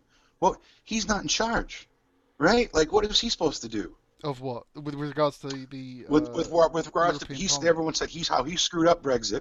I don't get how he did that. He Yeah, wasn't in charge of it. like the idea that he's in any way responsible for screwing up Brexit is complete bullshit. Right? I don't understand. And then everyone said that he killed the Labour Party when the MEP elections happened and Labour lost. But how was he? What was he supposed to do? Go door to door? Like, how is that his fault that Brexit was screwed? That whole election was like a like a kind of quasi second referendum. Yeah, At I least mean, the Brexit Party voters thought it was. They yes. thought they'll vote Brexit Party and it'll be us telling everyone we want Brexit. So that's why the Brexit Party dominated that. There was nothing Corbyn could have done to make sure Labour saved face. It was impossible. I would also argue he shouldn't have done. Like, well, he did what he's supposed to do. He's supposed to stand there and watch it go down in flames. That's his job. job. And this is also true of the Conservative Party, in the sense that right now, the best strategy for Labour is to literally do nothing and let them burn. What else would you do? Why? Yeah. And I can't understand it. But I'm waiting for the explanation of what he's done wrong. He killed the party. He's done this. He's an anti. I haven't seen anything. Not one shred of anything. The best thing I can show you is him holding up 4 fingers next to some other Muslim guy, and that's like the Muslim Brotherhood sign. Yes. That's the best thing I got. Yeah. And that's it. And I'd argue that's just him trying to show that, like, hey, I'm here to listen. I'm not your enemy. Yeah. Kind of a thing. Kind of how I took it. I didn't take it like he was like some long-standing member or anything. Yeah, I'm not here to like finger wag at you and tell you you're the worst. Like, despite the fact I may think that, I nonetheless do kind of want to encourage dialogue. Whether he does or not, he's never said it. Exactly. Which I would kind of argue is what a politician is supposed to do. Like. And the best thing he ever did, he took back. The best thing I ever saw him did, he came out and said, I didn't say it. Which one? When that video went around and he called Theresa May a stupid woman. Yeah. He should have owned that and said, fucking right's what I said. But yeah, sorry, are you of the opinion he actually said that? Because he didn't say that. No, he didn't say it. After I watched it back with what he said, he said it. Well, yeah, because there was because I think the mic footage basically he had an open mic on him and there was a recording of it. Oh, was it? I didn't hear the recording. Yeah, like it came out like 3 days later. We've actually got a recording of what he actually said. Here's what he said, and it was like stupid people. It was very subtle. Well, that's what it looked like. But yeah, right. So all that tells me though is he couldn't have said that's what I said because then he would have found out he lied later. Damn. Yeah, and then that would just be like, oh, he's a liar. Yeah. He should have came on and said, and is she? That's all he should have said. Should have been his next. But yeah, he isn't she? Anyway. Sorry, is that a controversial statement? Are we talking about the same woman? Have you been watching? I mean, where have you been? I mean, just to clarify. Look at this mess. Just to clarify, I in no way think Theresa May is a stupid woman. Well, she can't be a stupid woman to make it this far, but I mean, she definitely didn't do the job that she was put in there to do. What the fuck was she supposed to do? I don't know. What was anyone supposed to do? Exactly. So like you should bring Cameron front and center and flog him in front of everybody. I completely agree with you. He fucked all of you. Imagine the ego on that man. You put it into context. I can't fucking believe it. Imagine the ego of a man who says, "You know what I'm going to do? I'm going to win this election by promising a referendum. That's what I'll do. No one will vote leave it. I'll just win the election. That'll be great." And then he does it. And then he gives you the referendum. No plan. Nothing. He has no. It was like Hillary Clinton didn't write a concession speech. This man had no idea that he'd lose this. Yeah, I know, right? And the other thing about that as well is like if you look at like David Cameron as his family, like they're one of like kind of like almost like landed gentry in the UK. Like he was essentially bred for power. If you get what I mean by that. He's like aristocracy essentially, right? So, like he has had like he's had access to some of the greatest education on the planet, apparently. He's had every opportunity like to succeed at everything. He has not had to struggle for fucking anything, and he made such an enormous something with a dead animal too. Huh? Didn't he do something with an animal head?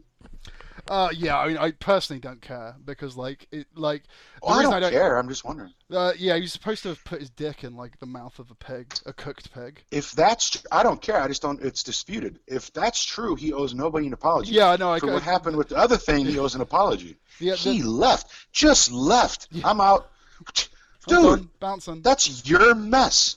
Mm, How did he? How does he? And then I watched him last year at the poppy ceremony when Corbin wore the jacket. That everyone yes, was mad about. yeah. There wasn't a hint of shame in his eyes. No, Cameron, but not the no. same is true of Tony Blair. There is no fucking hint of shame in Tony Blair's eyes. I mean, it's just ridiculous. Well, he was. What are you talking about for him? Fucking Iraq. Yeah, but he was hoodwinked. That was our fault. You got to get. We lied to him. We lied straight to his No face. bullshit. MI5 completely knew what the fuck was going on in Iraq. Like MI5 knew there was no WMDs, just like the fucking CIA knew there were no WMDs. And They were yet we playing along leaked, with the geopolitical game America was and playing. we leaked shit to the papers, and everyone believed it. You believe? Completely. I completely agree with you. So you're saying they were all in on it? Oh, All right, we'll hang Blair on to knew you what the then. fuck he was doing. All right. I was trying to give him some credit. I thought maybe we fooled his ass. But Oh all yeah, I right. mean, I If should you just, think he let knew, me just he knew. let me just clarify. I tend to judge people on their individual merits, irrespective of my political leanings. Like, so yeah, I mean, I come across as quite like a hardline lefty, but like I give credit where credit's due, which is why I kind of like I don't particularly want to dick on Theresa May because like what the fuck could she do? The only thing I like I what I'll give her credit for is she had some fucking chops. Like, I would she like. could have. Hmm? How did she get? But how did she get a worse deal than just remaining? That's what I want to know. Like it was worse. You lost the veto you're supposed to have. Yeah, well, How did you get a worse deal? sorry, this is literally the issue with the Brexit vote, which is that we, as founding members of the EU, literally have the best deal. Okay, that's our starting point. We have the best possible deal with EU right now. Okay, so leaving that, walking away from that, and saying we don't want to do that anymore. Whatever we get after that, naturally, is going to be worse.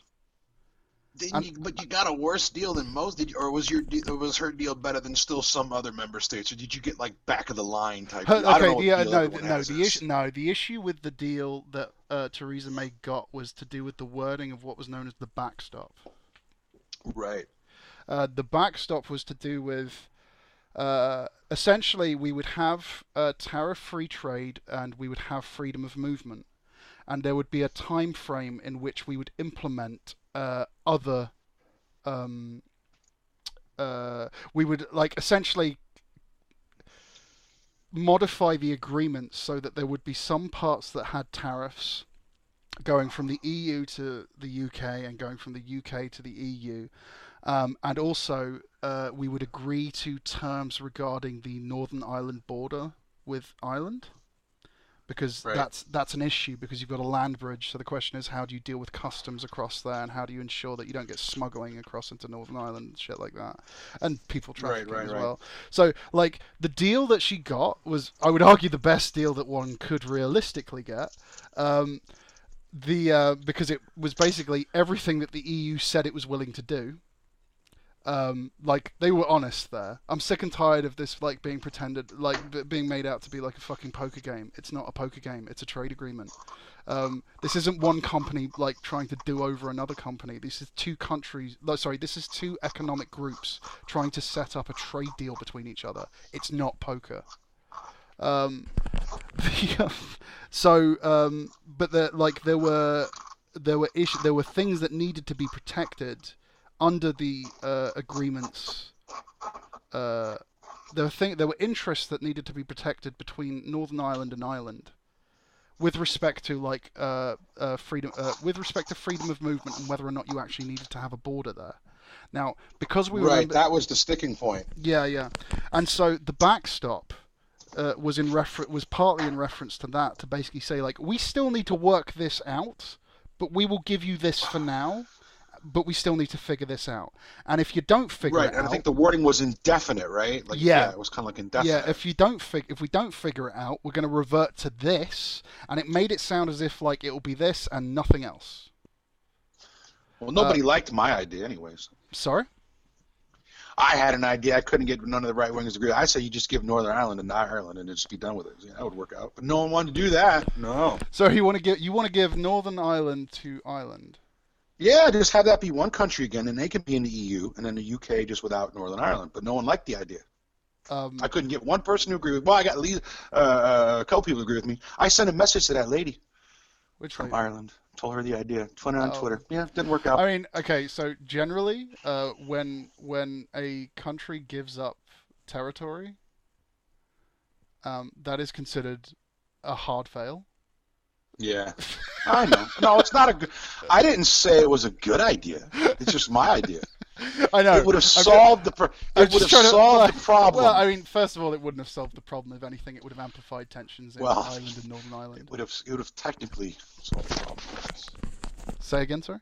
They wouldn't have had to have a hard border if they were just one country. See? I mean, I agree with you there. I mean, you don't actually have to. Well, what you're actually advocating for is allowing Northern Ireland to secede the United Kingdom. Yes. So, like, Northern Ireland can remain Northern Ireland. They could, yes, but that's not part of my plan. They have to go back to. Well, I mean, I guess they could remain Northern Ireland as long as they stay in the EU. How familiar they would follow the same rules. How familiar are you with the Protestant Catholic tensions between Northern Ireland and Ireland? Probably is not at all. But I know the IRA, right? Like that's something. Yes, part of it. Yeah. So, there would be issues. No, I know it's not a popular idea. I get it. I didn't say everyone. I told you right from the start. I said I couldn't get one person to agree with me. That should have been. Yeah, no, I know. I'm just trying to help.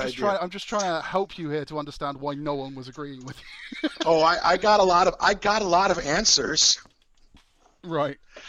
I just said it would have. If you could just all stomach all that, then you could Brexit. See, I'm trying to solve Brexit here. You said, what could Theresa May do? It's really hard to solve Brexit without giving some concessions, isn't it? You see the deal of how are you gonna leave at all? Well, you're talking about concessions and stuff. I would argue it's stuff that has been enshrined in the principle of what the EU is and how it operates since its inception, and what the British people, what those that voted Leave seem to be asking is, look, I get what you were trying to do. I get that this is really important and this is part of like a big plan to ensure that like Europe never has another Hitler and that we operate as essentially together we're stronger together than we are apart, and it's good to kind of have a unified front, and the freedom of movement thing, so that each economy can adapt and get labor as it needs, and people can get to where they need to go for the work and stuff. I get all of that, but can you just kind of forget about all that and fuck it and just let me have my country? And let me have my country. What I mean is, let me have all of the benefits of being in the EU with none of the costs. Yeah, what, no good? They owe you. They owe you. No, wait. This is for me. I'm the American. I have no allegiance to the UK. Yeah. There wouldn't be a Europe for them to carve up if y'all hadn't won in World War II. What does that got to do with it? They owe you. They owe you. Who is they here? Europe. Sorry, hang on. Let me just clarify here, because know? I don't think you've quite realised what you've just done here. Do you remember earlier when we were talking about how you shouldn't feel guilty about things your country have done in the past? I'm not saying they should feel guilty. No, I'm not talking about guilt here. I'm talking about what the Europe should feel as if it owes the UK a debt of gratitude for what the UK did. No, I don't feel as if they should feel that way. Oh, right. I'm saying it's the way it is. Now, I understand that they don't bend their rules for their own best interest. Europe has kind of moved on from the whole kind of Second World War thing. It'd be great if we could. Well, I was just getting onto that too, by the way. A lot of what you said is not that, when you were going through the whole, look, I get that, blah, blah, blah, blah, blah. And all of that's all well and good. I'm gonna use your argument. Mm-hmm.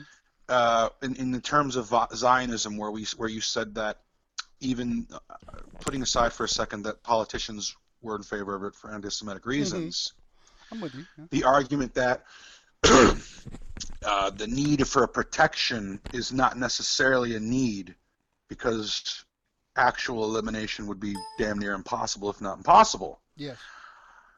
While a founding principle of the EU was to stop the rise of another Hitler, I'm willing to argue in today's day that's not necessary because there's too much media.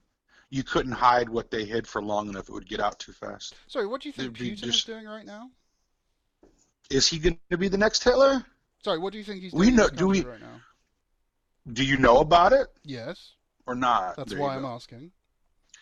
But I'm saying, if it was What is Hitler, China if doing he right was, now in its own country? and who's going into China? Are you Exactly. going there? Exactly. But they're not invading anybody.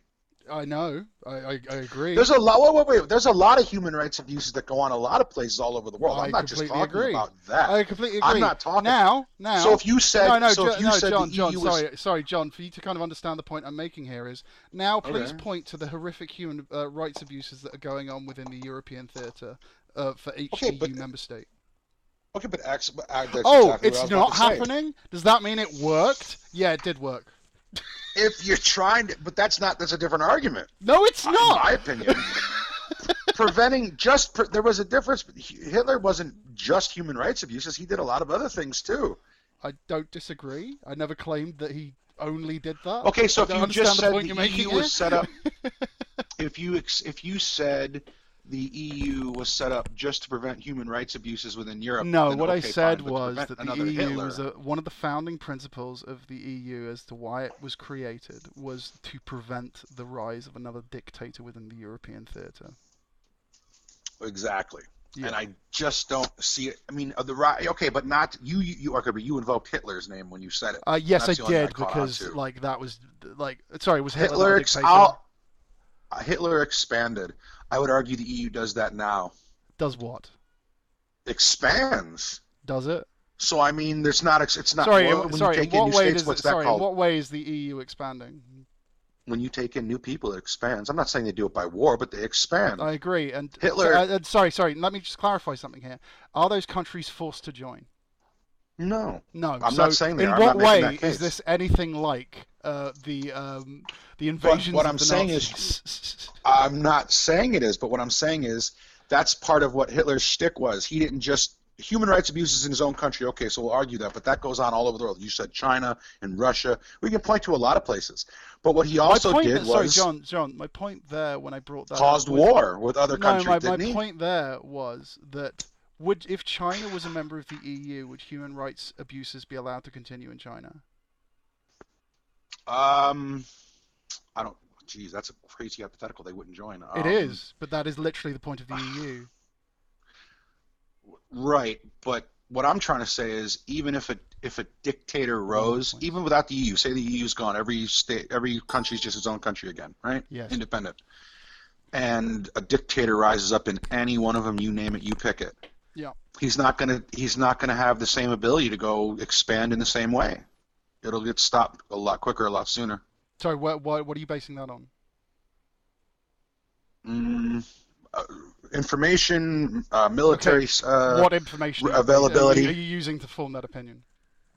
No. What I mean is, we would have the information, which you had before, but you didn't have the money to do anything, and we didn't have any military either. Yeah, I'm just saying. I just don't think both countries so. reverted to a war economy and like massively mobilized their workforce towards a war effort. We wouldn't have to do that. Sorry? That's no longer needed. I know. There's Why do you think it's drones and no there's all longer needed in the European theater? But it wouldn't. All right. I guess I'm going to try to summarize the point with a hypothetical. I guess. Like I don't quite. The issue here is like I think you're completely not acknowledging the stabilizing effect the European Union has had within the European theater. But I agree with that. I'm just saying that in 2019, just crazy hypothetical, if it dissolved, the next dictator that rises up. Let's pick Germany. What about Orban? Pick him in Hungary. So are they going to invade France or somewhere else? Is Russia going to make a move on Denmark? Sorry, not Denmark. Let me just bring up a map. There's a country particularly that Russia wants to make the moves on, but it can't because it's a member of the EU. I have no idea. That would Okay, be... okay. So you remember when? Do you remember when Russia basically annexed Kiev recently? Which one? You're not talking about Crimea. You said Kiev. Oh, Crimea, the same place, I think. Yeah, Crimea. I remember Ignore what I said about Kiev. I was wrong. Okay. Yeah, Ukraine. It made a move on the Russia. It has made a move on the Ukraine, right? Yeah. Mm-hmm. They're not a member of the EU, though, are they? They're not. That is my point. But they were protected. Who were? They're not going to get invaded. We got their back. Sorry. I need you to kind of be very clear here. What are you saying? I don't think that. Well, are they going to be invaded? Is that happening? Was the Ukraine invaded? Yes. Are they taking over now? Who stopped it? Have they installed a puppet leader? And is the Ukraine effectively annexed? Yes. My question to you is, what would Europe's response be if one of its member states had that done to it by Russia? And my next question is, do you think Russia factors that in when it's planning this stuff? So you're telling me that that Russia, you're afraid of them now? That's the reason. It's not that I'm afraid. It's not that I'm afraid. Well, is that I'm pointing out to you the stabilizing effect that a union, in this case the European Union, has.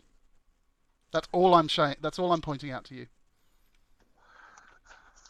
All right, I think I was looking at interior influence as opposed to exterior, but I take your point. Right. I was looking at like someone rising up in Europe and then trying to control Europe as opposed to an outside force trying to pick off maybe weaker member states. Okay. I mean, I understand where you're coming from there, but again, I mean, there's arguments I can make for like how the European Union has had a stabilizing effect on preventing the rise of dictators. But to your point anyway, it still hasn't outlived its usefulness, regardless of my point. Oh, okay, I see what you're saying. Still trump saying, even if I'm right, even if you took my point, you can still point to outside influences and say. Oh, I see. Okay. Like regarding the specific issue of like a dictator rising up in a EU member state and then like trying to do land grabs. First of all, it's possible that a dictator-like entity could arise in a member state country. Okay.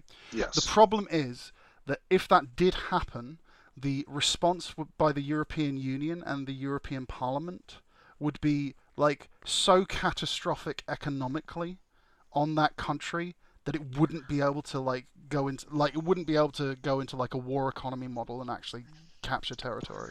And you don't think that each government could do that individually also, or no? I think that a European. I think that a union. What is the name for this? There's a name for what the European Union thing is. I think that the European Union already does that and is that diplomatic entity and agreement. Because I'm just saying, we sanction countries and crush the shit out of them all the time. I hear about it. Yeah, I completely. So you're telling me that I completely agree with you. So you're saying we couldn't do that shit to someone else just on a moment's notice, or like say, like I said, if there was no EU, every country independently could just fucking... John, you are literally describing the prelude to the Second World War here. Why didn't we all just unify against Germany? John, yeah. Please tell me, why didn't we? Yeah. Because there wasn't the diplomatic tools to facilitate that rapidly enough. Would you agree? Probably at the time there wasn't as much globalization. Okay, well, we're not talking about globalization now. We're just talking about like diplomatic avenues to facilitate this. Right, but everyone talks more now. Back then, you didn't talk a lot. Do you think the European Union offers that? I don't know. Right, I would argue that it does, and like that's the point I'm making here. I mean, in that it has essential power. It offers that option. That all of the states can quickly just impose the sanctions through one. I'm talking about representatives from each member state being present. Right, but I'm saying the question was, you said, why didn't we all band together and oppose Germany at the time? You said because there wasn't the diplomatic Because thing there in wasn't a place to do European it. Parliament where we could all just where we could all just decide like, yes, we're all going to fight Germany now. Yeah, but you could all just call each other now. You Calling could, but everything as was a lot history easier. showed, we didn't. Well, This you is my didn't, but point. it was a lot. It was a lot more. But it was a lot less communication that went on back then. Calls were just phone calls. You Oh, didn't so fly I'm over as much. sorry. Now Oh, sorry. Are everything's. you seriously saying that there weren't hardline phone lines to every single No, there entity was, within but now you Europe? can get to. Because there But fucking now you was. can.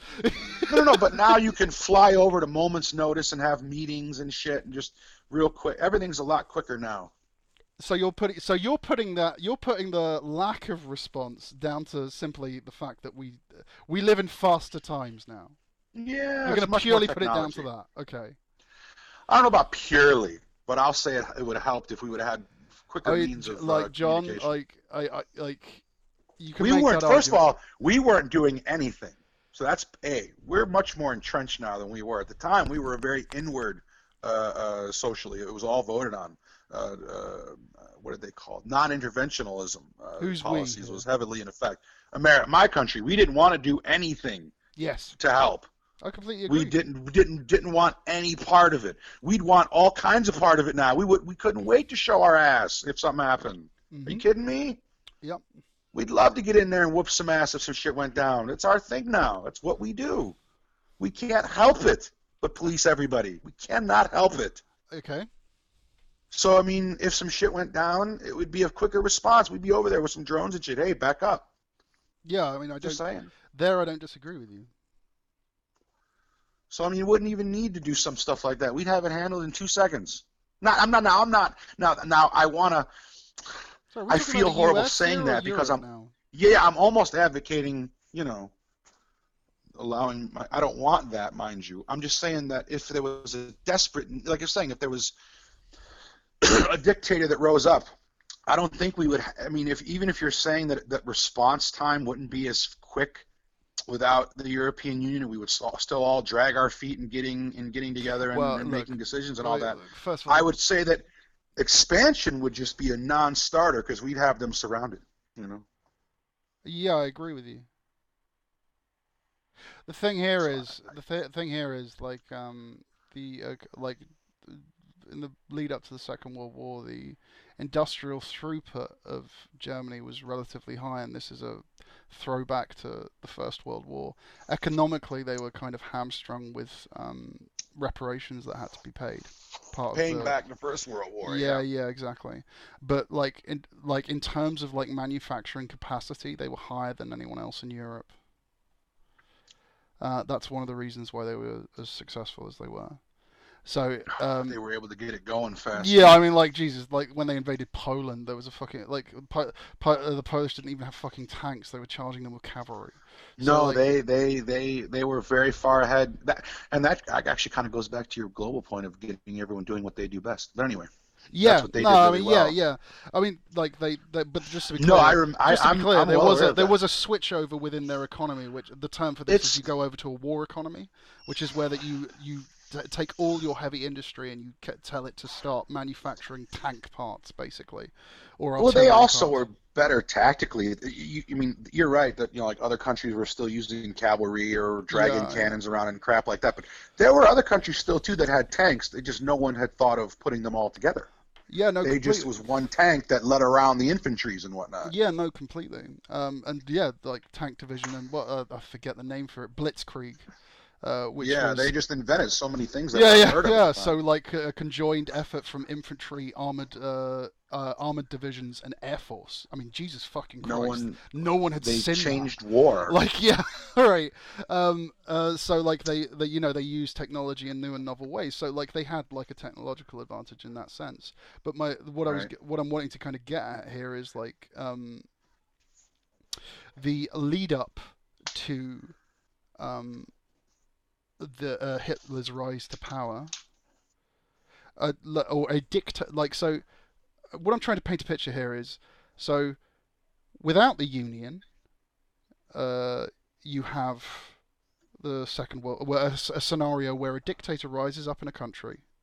They modify the economy in that country to go towards a war effort. And like there are technological advantages and stuff as well because your economy was focused on manufacturing, so you have a particular advantage there relative to your neighbors. Man, Um, I defeated my own argument. Just sitting here thinking. Go ahead, continue. no, it's okay. Feel free to pitch it in it once I've said it. Um, Oh, I just was thinking as you were talking that as part of a union, they wouldn't have been going through the suffering they were going through since you kind of yeah, togetherly economically shield burdens. yeah. And so that same dictator probably wouldn't have had a path to rise I to mean, power. the a counterpoint to that would be what's going on in Greece right now. Okay, but I mean, yeah, but okay, good Just counterpoint. like I'm just trying to like I'm trying to help your argument here.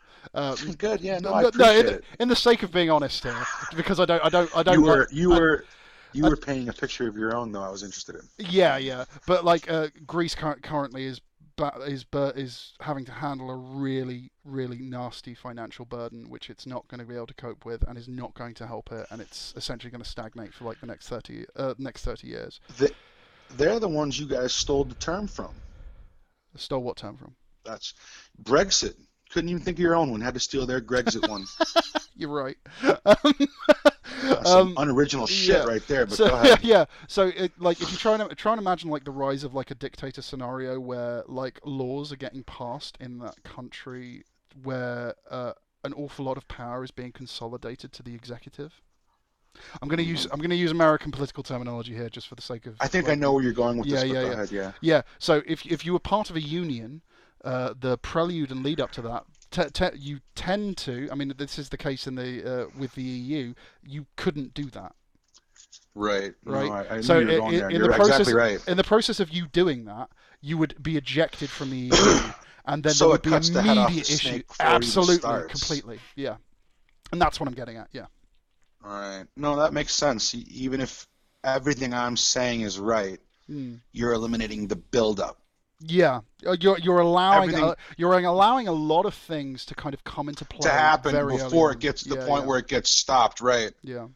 Well, you're allowing the possibility anyway. Oh yeah. I mean, don't get me wrong. This isn't me saying Right, that a like there's dictator no would never chance rise. that, Florida's going to rise up and,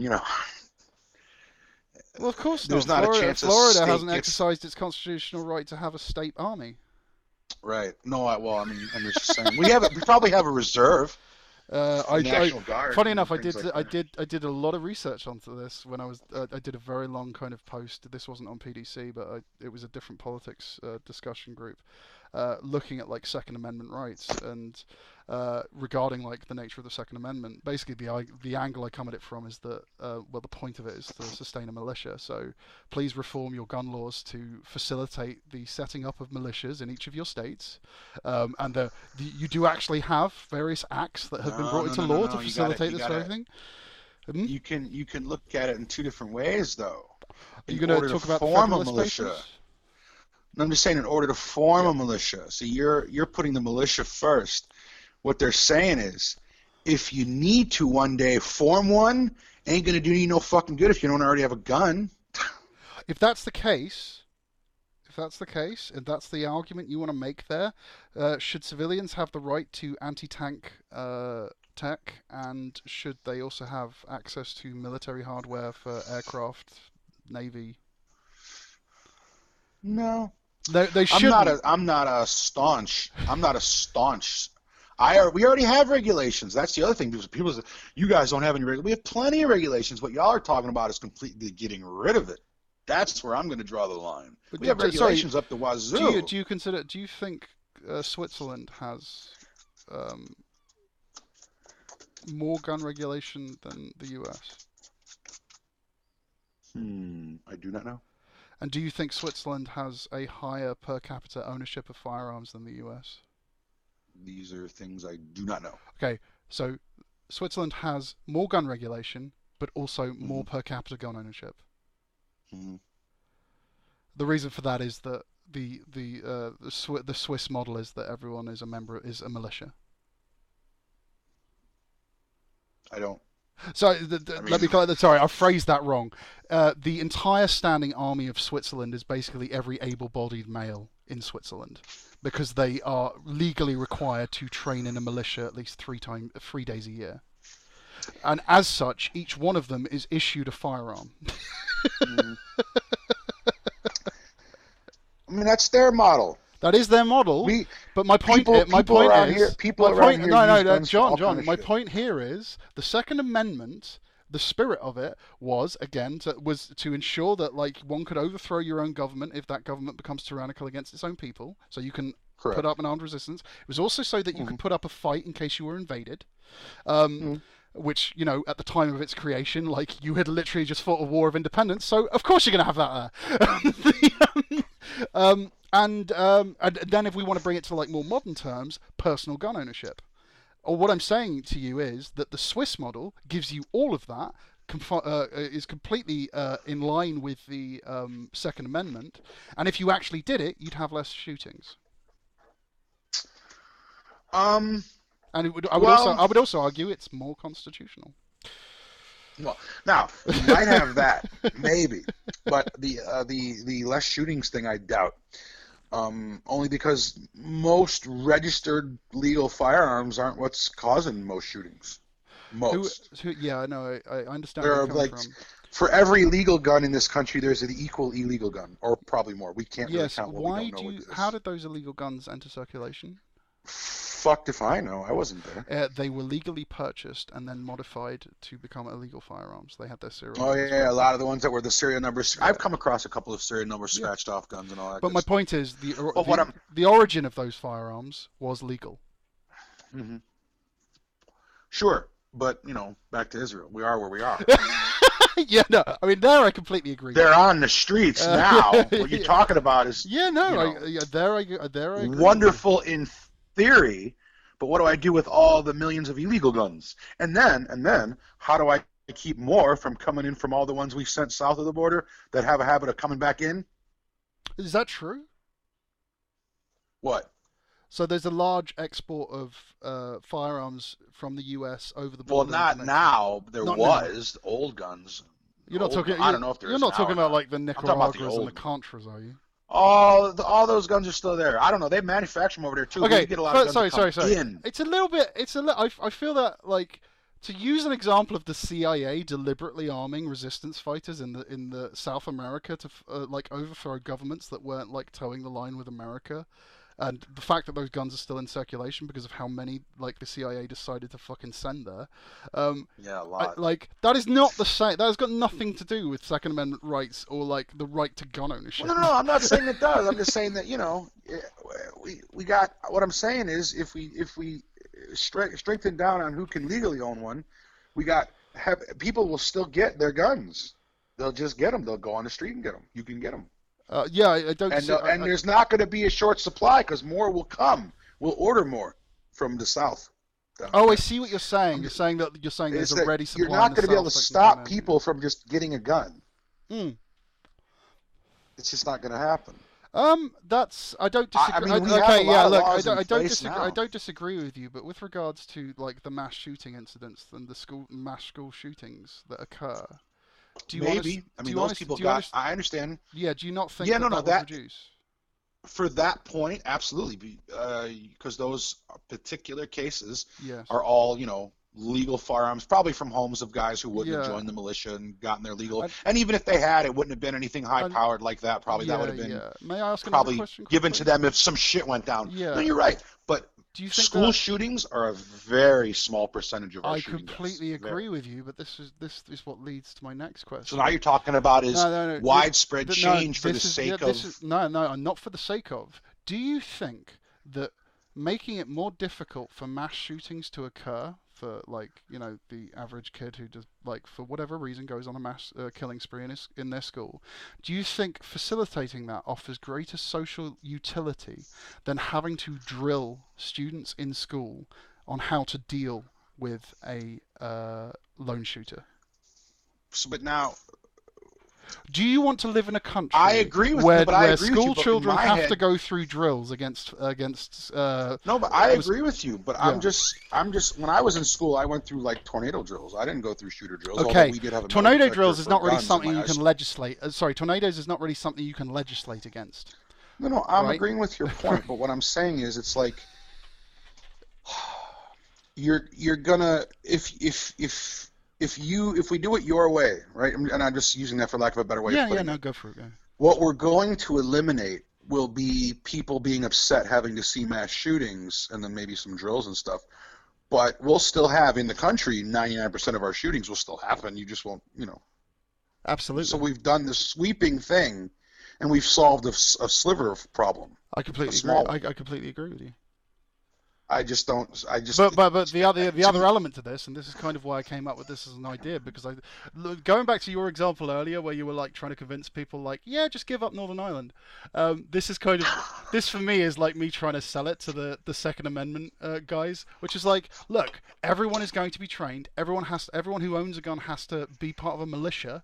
You all have to train together. Isn't this what the fuck you want? I mean, I'm not even. I've never owned a gun. I've shot a gun a few times. Yeah, yeah. Feel.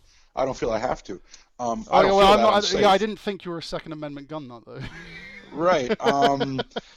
I just think that, I know that I lived in Chicago. I know the reality of you can just, there are guns everywhere that are not legal. Yeah, I've had my hands I on don't plenty doubt of them. it. Yeah, yeah. And if you make it harder for the everyday now, mind you, they did that already in Chicago, and look at the mess. Oh, was this I with the looked into buyback trying. scheme and like? No, no, no, no. I'm just talking about just the regulation on it at all. Yeah. Why? I don't know. I don't live there anymore. I looked it up. It was too much hassle for. It was just too much to do.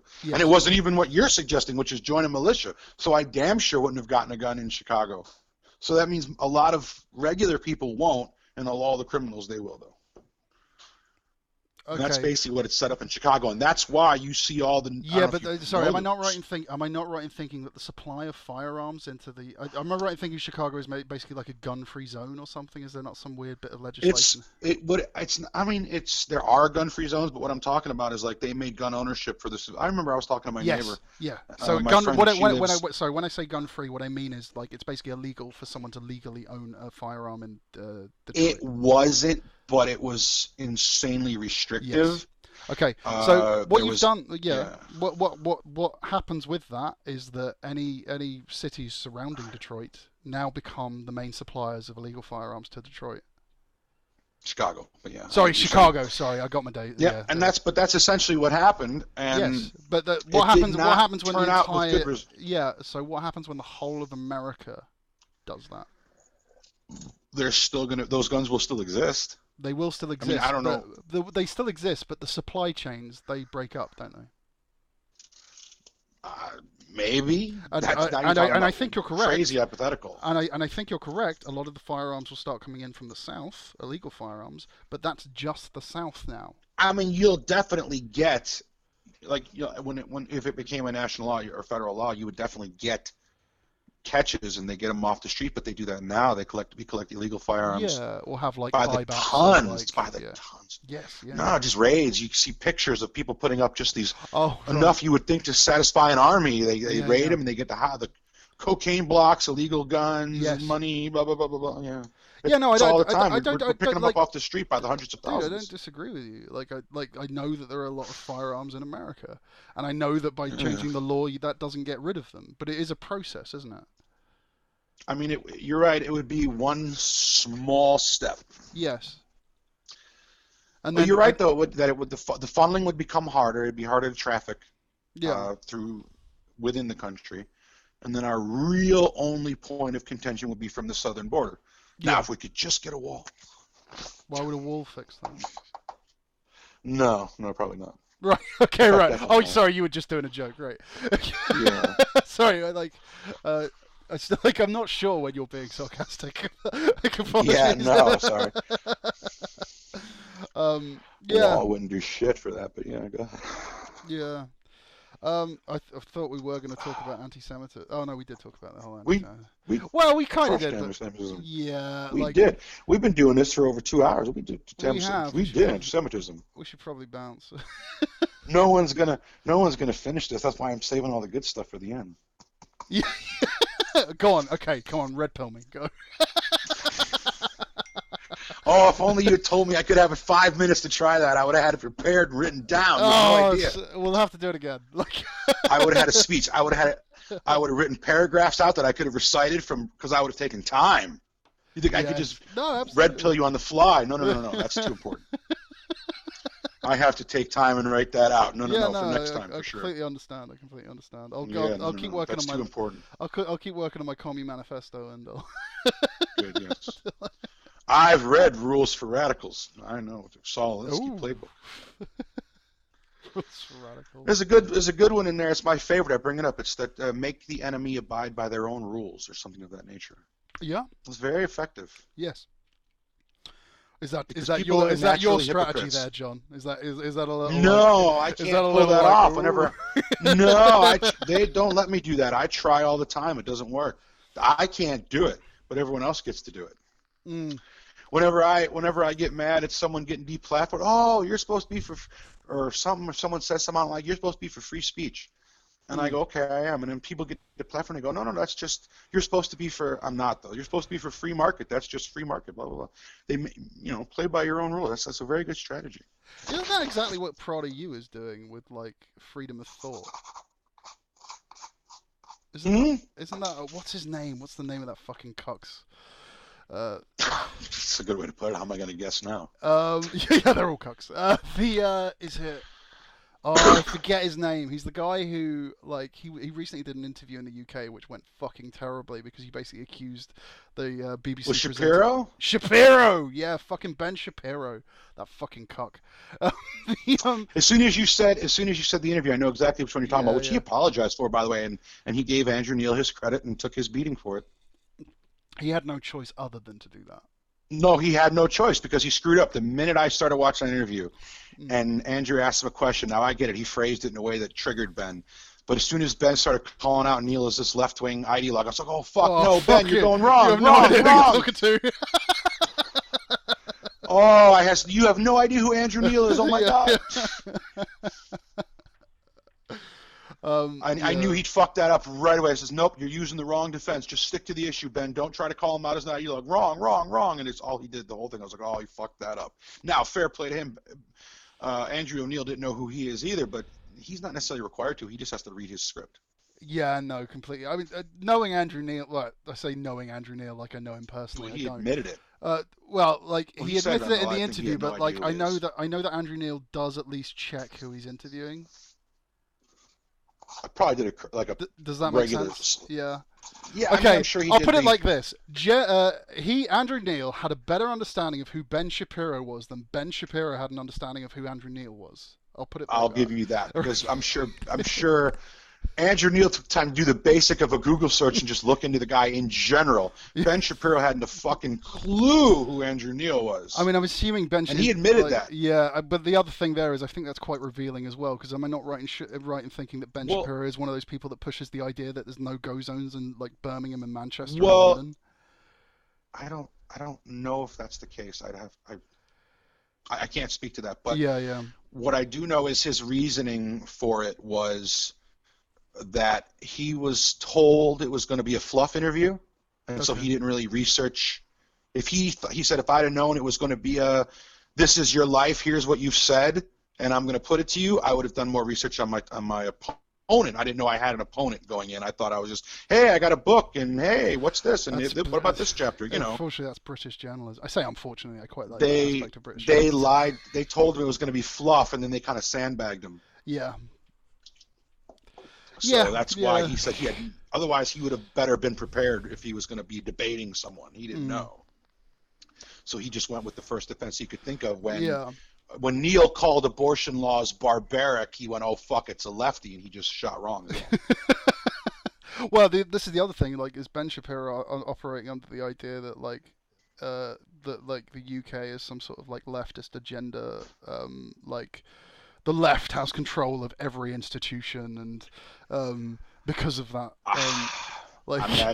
he doesn't really talk about the UK. It's not ever doesn't really come up in his.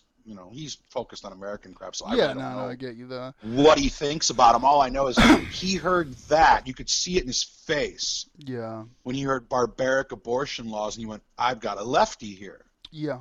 And an ideologue, because that you don't no Because a woman's conservative right to uses that choose. language, Because but a woman's right to choose is considered an ideologue in the States. well, he didn't well, exactly right. He didn't factor in that Sorry. your conservative and our conservative is different, Yes.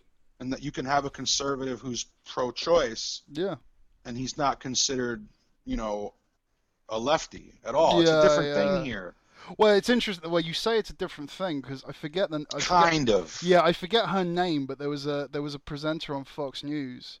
She was like a No, co-host. Tommy Yeah, Lauren. where she was asked like her views on abortion, and she's like, "Well, I'm minimal She government. was not. I'm she, minimal she government, so is, I'm pro-choice because I don't she think the state is should tell now women." just Like, now just to it's an insignificant fact, but to clarify, Yeah. she is now a presenter on Fox News, or Is at least she? a contributor, what do you want to call it? yeah. At the time, she was not. Yeah. At the time, she worked for Glenn Beck's organization, Yes. Glaze TV, and they fired her for that. Yeah, they did. But that I thought was amazing because it's like, damn, she's just Yeah, laid down like- some fucking truth bombs. Like, yeah, minimum government. I Forget thought that's that. what the fuck you were about. Like, Forget that. We're the conservative side is the non-aggressive purity side right now. It's a very vocal fraction of the left that has an idea that you can't dissent on an issue or you're one of them, and that's what I run into a lot. Because I have a lot of Yeah. left-wing ideas. It's just that if So you hang don't on, agree with hang me on, on hang- this, you yeah. must be yeah. conservative. That was a Sorry, right-wing sorry, version of it. I didn't like it. Yeah, that is a. I was just wanting to clarify. You acknowledged that is a right-wing example of that. Yeah, and that Yeah, was what yeah. pissed me off at the time is Yeah. that these guys were saying you can't have an opinion they were saying you can't be conservative and work at this network and hold that view. I was like, what the fuck are you talking about, Glenn? Yeah. And I don't like Glenn Beck, but he was totally defeating everything he was starting to come around a little bit, make a little more sense. He admitted that his show on Fox, he had to be a little more crazy to kind of get views. I don't listen to him, but Dave Rubin interviewed him a couple times, and I watched those. I And- don't really watch Dave Rubin. I've seen bits. I don't watch him a lot anymore. I did maybe a couple years ago. Mm, I was more into the sit-down interview format back then. yeah. And he was saying some decent things, but when he fired her for that, I couldn't fucking believe it. I was like, are you kidding me? Like, Yeah. in every other way, she lines up with you, so she believes she should have a right. She's not even saying she's for abortion. Like, and they fire. I couldn't fucking believe it. But do you think that comes from? Do you think that was Beck personally taking issue with what she said, or do you I think it was because I think I heard him say it. Like, I didn't say that out of my Yeah. own mind. Like, in Well, the his reason that- words, he said something akin to he didn't think it was a conservative thing to say. Yeah. Like, he was kind of like thought controlling, and I was like, Yeah. dude, fuck off. Yeah. And that's the last I've heard of Glenn Literally, Beck. to be honest, it was probably the most conservative thing I'd ever heard on Fox News. I was like, "Damn, girl, yeah, fucking lay it out, like minimum Well, and government, exactly. That is she what made you a want." good point.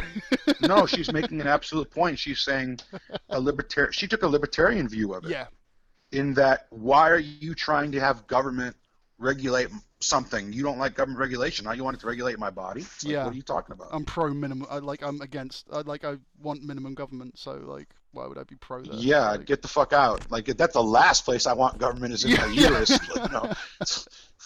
Take your hand out, please. Appreciate you. Yeah, I mean the issue I have with that, like the problem I have with that is, sorry, not the problem I have with that. One of the unfortunate byproducts of like where you take that kind of way of thinking is it kind of leads to this kind of like, oh no, we should absolutely protect property rights. So a business person should have the right to refuse service to someone that they morally disagree with. So they may not want to serve someone of a particular race, for example, or No, I don't like that at all. yeah, like know this where is that comes like from. where hardline libertarians kind of like, because they're so Yeah, ardently no, I get it. against- Those are Yeah. those are the people who treat free market like a religion. Yeah, That's what I call like that. the free market will deliver. Like, It'll just sort itself out. It'll work. Yeah. Once we know there's a bigoted owner, everyone will avoid them and they'll be out of business. But what about all the racist fucks who won't, though? yeah, sorry, do you not Like- remember the fucking cotton trade? Like, fuck off with that bullshit. I Like, mean, these people. Where was that moral outrage when they stood up and went, "What do you mean they can't sit at the counter?" Like, I don't remember that moral outrage that banned the Macy's protests where the people rose up and went before that had to happen and said, "Well, we don't like these rules. We're not eating meat." oh, you're talking No, about no, like, are you that talking didn't about Jim happen. Crow? Yeah, the Yeah, all that good the stuff. sit-ins, Where was the yeah, where was yeah, the yeah. where were the good people of virtue who stood up and went, "This is not right"? So no. I mean, people could do it, and they did it underhanded when they abolished that. Yes, no, It was absolutely. underhanded. Yeah. And it survived because you get people who go, oh, you're not going to allow them in here? Well, then that's where I'll frequent. Yeah, and that's I mean, precisely why they that's why brought. That's precisely why they brought in protected it's classes. Like, precisely why. And people who think the free market will work that shit out yeah, yeah. have not studied No, history even no, the least. yeah, no, yeah, you're right.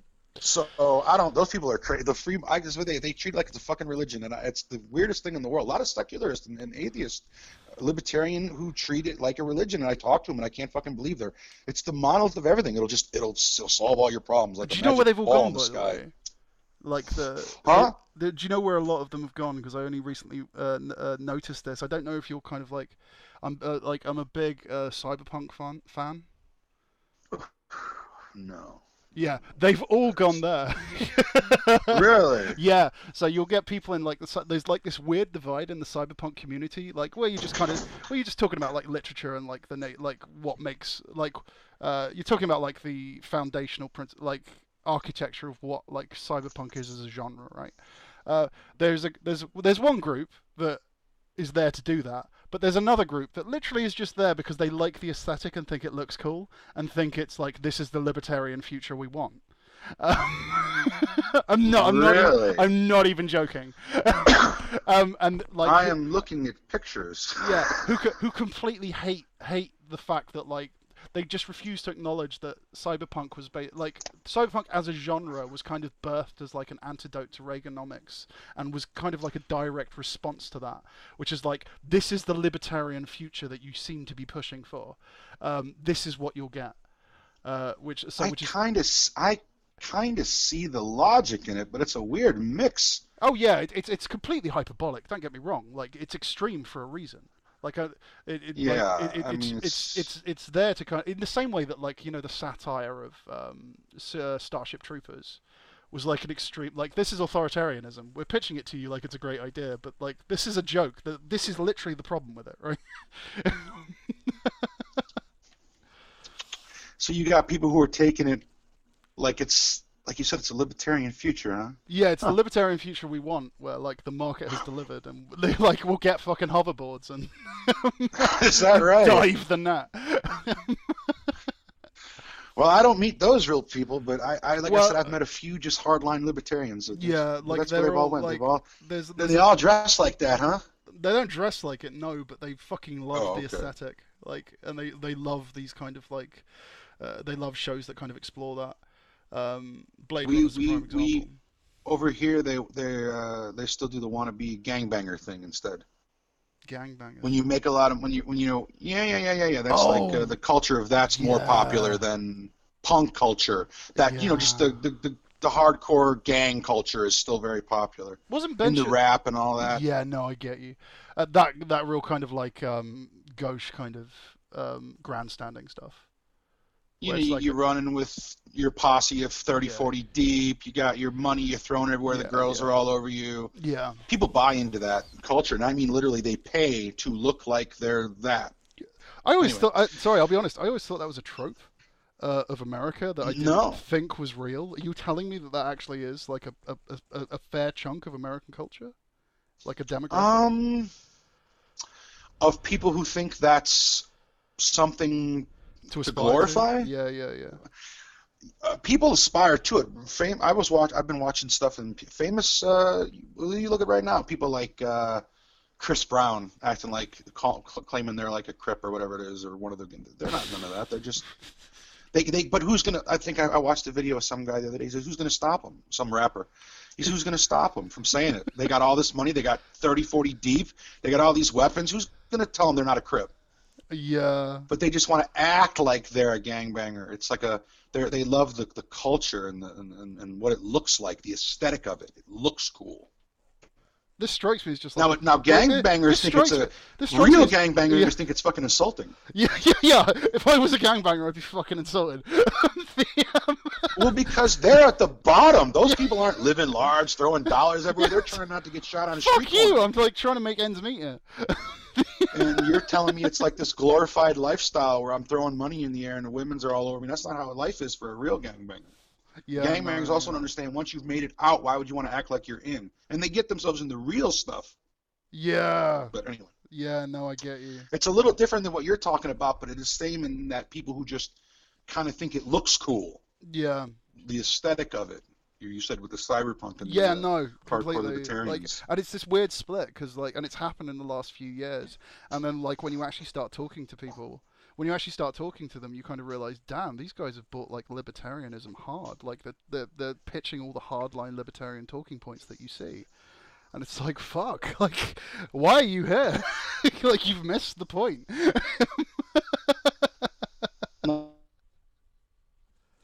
Sorry, your mic's cut out. But Your mic cut out there. well, I actually have to go because I have No, to take this kid to work. no problem, sir.